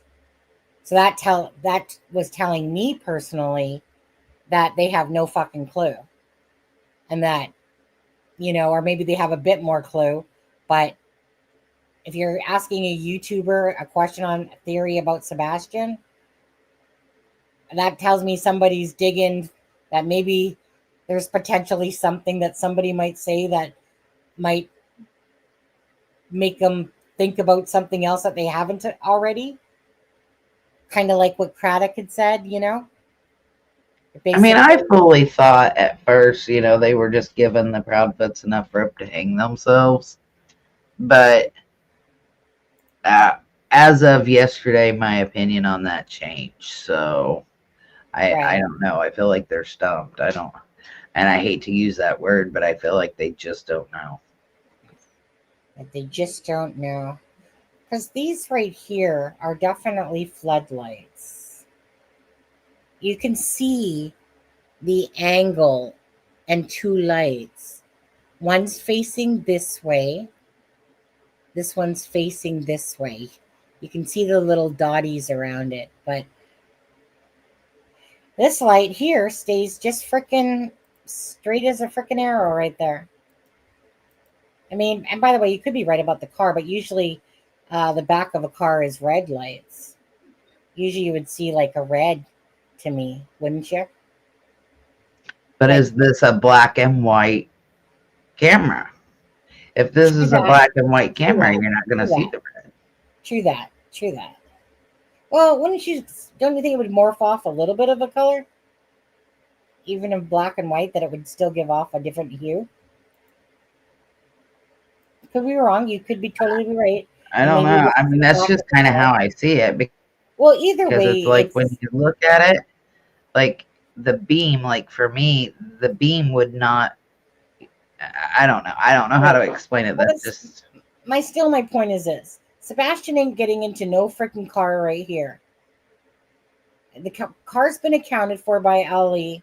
It would be silly to think that on their camera that they couldn't make out, if they could make out their vehicles, because again, it's like we're just getting whatever. Whoops, the heck did I do there? I don't know. Weird. How did I even do that? Huh. Weird. Hey, how did you do To that? think that a car comes along and they would come on with their lights and they're trying to sneak someone out of there. What the fuck is that right there? What is that?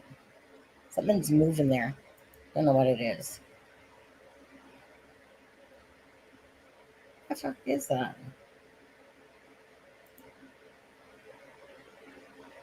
This could be the. Huh. Not sure what. It's just that there's something. You see that? What I'm talking about?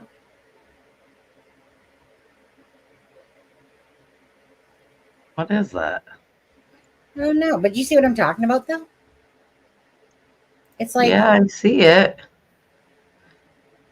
I'd almost have to go frame by frame on that. I don't. But then again, it's so dark. I mean, I'm not really making, a shape out. And it's not big enough, whatever it is, to block off the whole thing.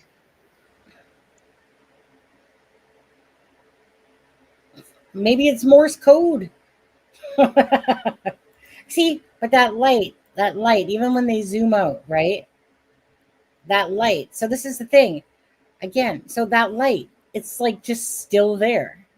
This one's stagnant as anything, but that light, it's been 35 seconds of this video. And you think that light isn't going to move if it's in somebody's hand? Right? These are things we need to question, people. Right? So a light isn't just going to stay there in the same spot for 34 seconds and not freaking move. It's just that one's definitely stationary to me. Well, the one to the right is. But I'm talking about the light that actually moves or that comes across as moving, is that it stops. And it just literally, this video is 35 seconds long. And it's not like, you know what I mean? It just stops. There's no, it's a video. It's the actual footage. And yet this light, so this video has no impact, honestly, on me because it doesn't make sense. Sebastian, if he was even near this road, would have been seen. This car with the lights, the people that own the camera, right? And don't forget, it's a recording of a recording, right? But anyways, he would have been seen. There would have been some sort of movement from somebody sitting in that vehicle that would have opened up the door and probably the light freaking popped on. Like a typical car does. If you're going to come in there stealth, you sure ain't going to have lights on that you can see. So it's just thinking about all those things. If somebody opens up their door and somebody gets in, that interior light will always pop on. But again, if you're trying to be deceptive, you're going to come in there with your lights off, slithering to the side of the road. You're not going to come in with your lights on. You're going to turn them off before you even round the corner. If you plan on putting, unless they're like stupid. But the thing is, the lights would pop on, and then you'd see movement in that vehicle. And this is the vehicle that goes up Kellen. It stays there for 3 to 5 minutes, and then it goes up Kellen. And Ali has said, if Ali even thought for a second that this vehicle had something to do with Sebastian's disappearance, trust me, there would have been an arrest by now. But they've already cleared the vehicles. Long story short, Dad sold the Grand Registered Beagles. They escaped the new owners as well. Somebody said the other day, maybe Katie pulled out of her driveway and drove down the road with her lights completely off. And that's why somebody said the other day, I heard somebody say that maybe Katie drove out of her driveway with her lights completely off, and went and ditched Sebastian and then come back, right? And didn't turn her lights on until she was out of the neighborhood. Does that person's That brain doesn't hurt make that? any Does that person's brain hurt that even thought of that? yeah, right, because it doesn't make any sense. First of all, you're not going to probably be able to see very well. But, I mean, you might be a little bit, but not very well. But two, the camera directly across from their home, which caught the trash truck, would have caught her vehicle leaving. Hold on. Don't forget. The lights over the garage were on that literally would have seen her vehicle coming out. So that's where that story stops right there. I agree. The garage lights are on. So it would have been seen clearly on that camera. So for any brainiac that thought of that, seriously, go find a few more brain cells. That's not critical thinking. But we'll forgive them because they're obviously not critical thinking on that one. And that's what most of us, right? Like I said, try to do. You're just trying to look at it logically. What makes sense to the cameras where they're placed, to what Sebastian did or didn't do, and all of it. It just, like I said, we could sit here and do circles and circles and circles, and we're not going to know anything further than we do until something happens, that something breaks open this case. They either find his body or that the truth comes out. When I send you an email link, I sent you an email link. Katie was young from Yeah. I'll watch it tonight. Not gonna play it now because I do work at 4:30 in the morning. No, sorry. I work at 6, but I gotta get up at 4:30 because I gotta get showered before my husband and my brother-in-law need to hog the bathroom. Which they're probably gonna get up at like 5:30.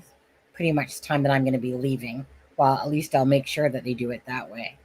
But okay, so I'll look at that and see what it says in it first. Yeah, instead of Are you talking about the one from 4 months ago that was done with Bullhorn Betty Deborah? She said Bullhorn Betty. Is that the one where? Is that the one? Have we seen that one already? No, that's the one I quit watching after a couple minutes. Well, I'm gonna. Hi there. It's in the document. I just haven't watched it. Is that yawning? Oh, now you're making me yawn. Shit. It's contagious. No, of people. course not. Now, don't forget to hit that like button. Oh, let's do this one more time. We have. Well, you know what? No, we'll do it on our way out. Maybe.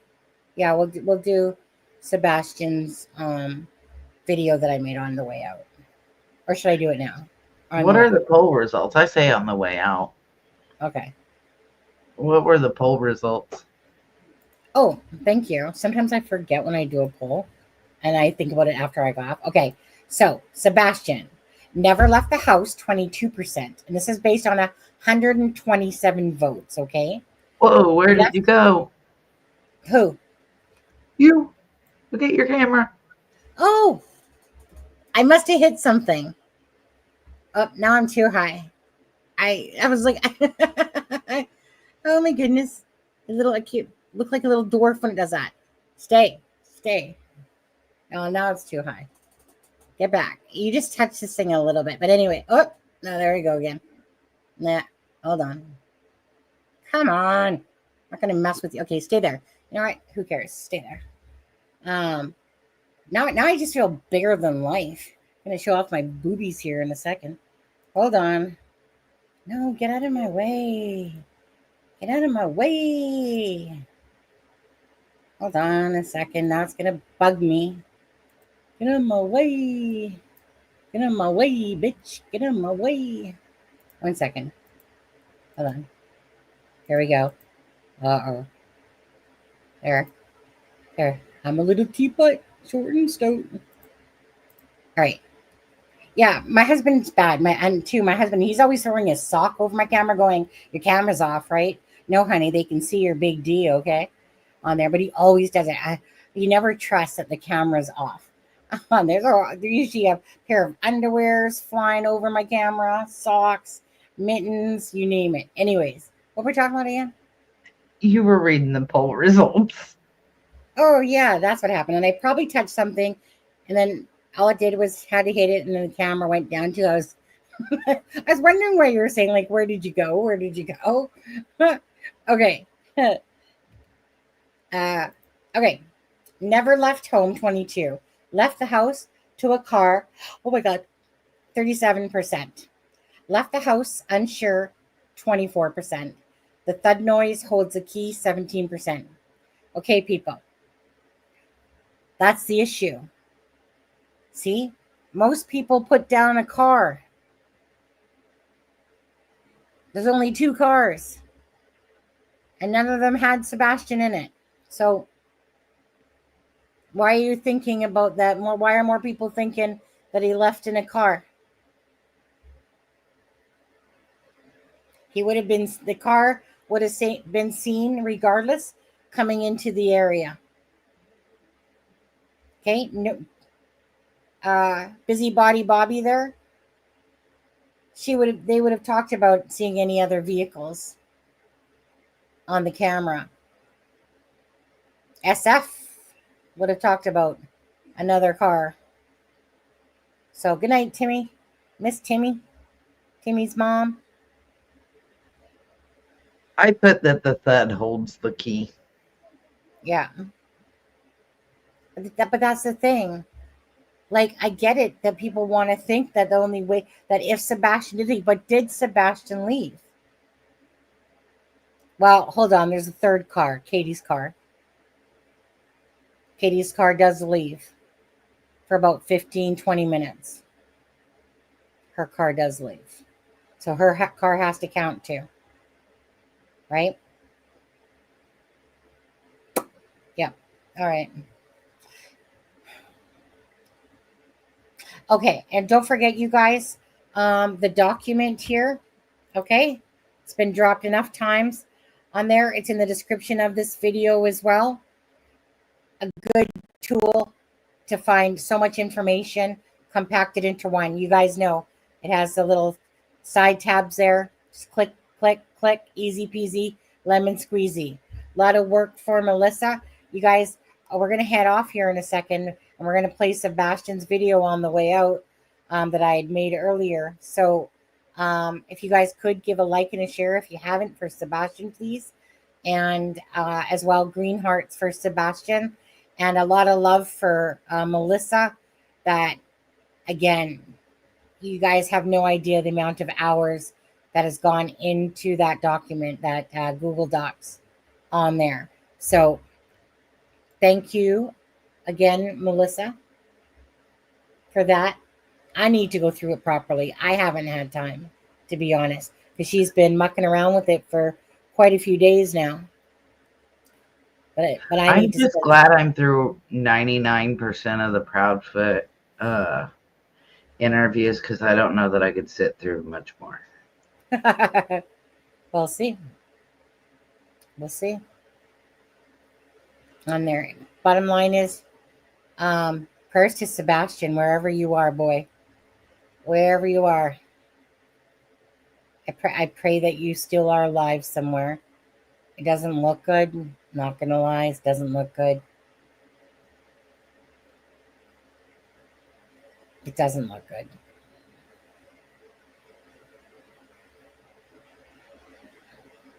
Especially when you play out the scenarios. But basically, we're at a stalemate. We're at, like I said, no matter what live you go to, besides people putting drama and different stuff into it, there's really, when it comes to the case, there's just nothing more to add to it, unless SF or somebody drops more pictures, towards us. I mean, for me at this point, unless law enforcement comes out and gives an update, or, like you said, SF or dog or somebody drops something, I just don't, and I hate to say this, I don't see there being a resolution unless he's found.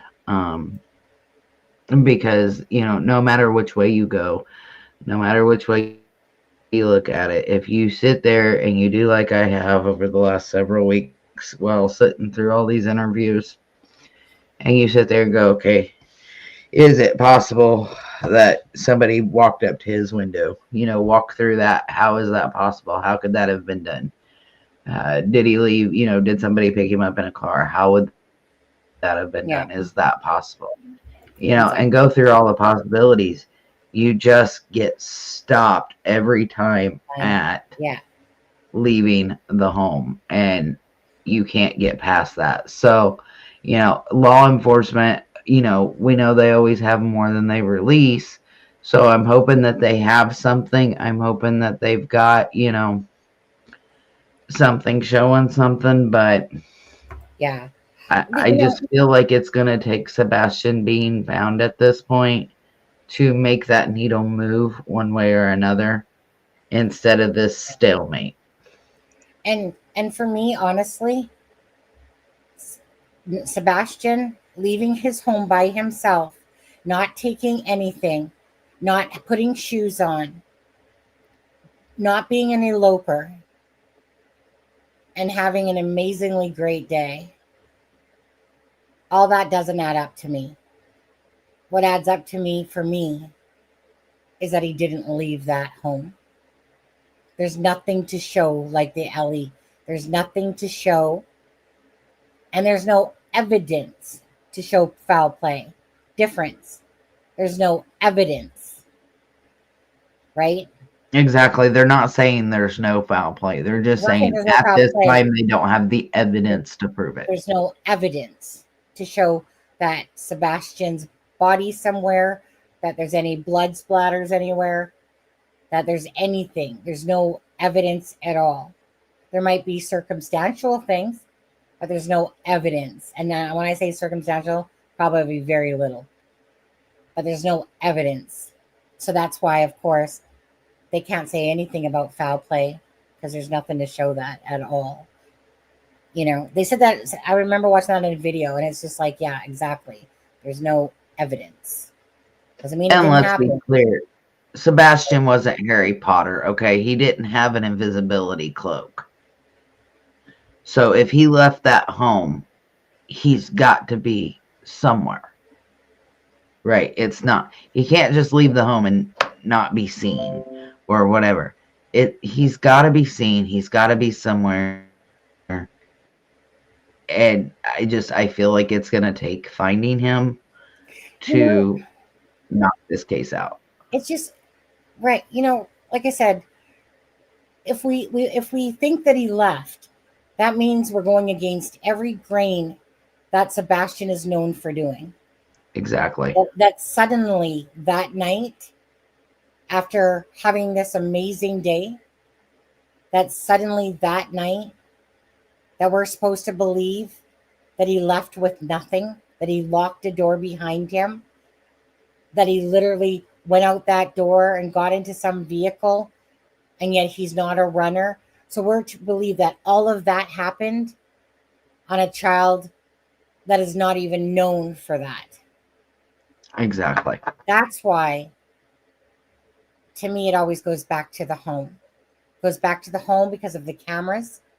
It goes back to the home because there's nothing out there for us. No vehicles beyond the 2 vehicles that have been talked about. So where do we keep going? So if a child leaves without shoes, what's the chances, though?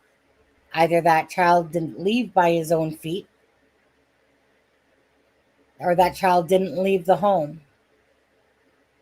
But the home's been searched over 10 times. So Katie's vehicle has to be included as a vehicle that left the home regardless. And we don't know what cameras are out there that show exactly, this course and what happened on the way to the school. We don't know. But we know Sebastian's not at home. We know that the Proudfoots aren't liked in their own community. We know what we heard from the neighbor about all the yelling and screaming and the relationship crumbling from the fighter pilot and him speaking for neighbor Cliff. That one always makes me laugh. We know a lot of that. It would make sense. It would make sense if Sebastian took off for those reasons. What doesn't make sense is that you have to start incorporating, well, Seth, he didn't take his phone to call his dad. Does that make sense? His dad's house was the house of freedom. You can tell they were more like buddies. And not only he knew the way to his dad's house and he didn't have any friends to go to. So let's say he did walk off on his own. Where the heck would he have went? Right. I'm sure he didn't make it up to that construction site area and pass all the cameras and everything. And considering there's more development there than what shows, right? This development here, well, that was different then. The development was a lot more built up with cameras. I wish we knew exactly which houses all had cameras. Let me just show one more thing quickly. Let's go back to the other one. I wish I could find. I know that the Seth's PI Chloe. I know she had made a map of all the cameras in the area because she walked through up and down from the construction site all the way past their house to Honeysuckle or whatever it was, and mapped out all the cameras. And so I wish I had her map because it had all the cameras on it. Did you see it before? No, I haven't seen it. I just heard her talk about it. Well, it's time you email her ass. Be like, listen here. Give me that damn picture of all the cameras, damn it. I need it. Where's the picture? But I mean, like Sharon said, arrest KP and CP for at least abuse with the 5 CBS reports, but you have to prove that. And if they could have proved that, he wouldn't have been in the home. So it would be hard to do. I mean, maybe neglect for not checking on him. I don't know, but I think abuse would be a hard one for them to prove. I'm not saying that they shouldn't. I'm just saying I think it would be a hard one for them to prove.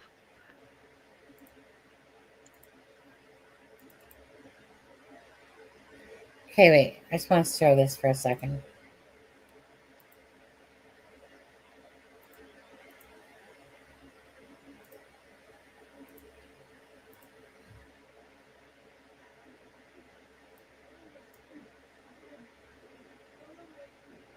Okay, this is the one that Clutch Them Pearls has. I saw on his. And from my understanding, each of the yellow pieces are mostly cameras. From the way I understand this picture, anyway.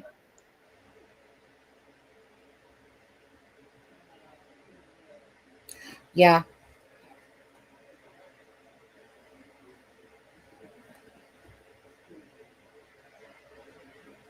No, Katie's number 5. Melissa will be Christopher Proudfoot's number 6. Nope. I was wife number 5 and wife number 7. I don't need to be wife number 6 to anybody. Katie hasn't been married 6 times. Christopher Proudfoot has been married 5 times. Katie's his 5th. And all those ladies are lying about being abused too. Yeah, Katie's twice. Okay. Anyways, you guys, with that being said, thank you guys for joining. You guys have a great night. Possibly alive tomorrow. Not going to bet my bottom dollar on it. Depends how much sleep I get tonight on there. But yeah, 4:30 comes early. Yeah. Anyways, we're going to play the Sebastian video out. Are you ready, Melissa? I'm past ready. I'm tired. Okay. Good night, you guys. Thank you so much for your time. And I'll look at my email in a bit there. Thanks, guys. Have a good night and prayers for Sebastian.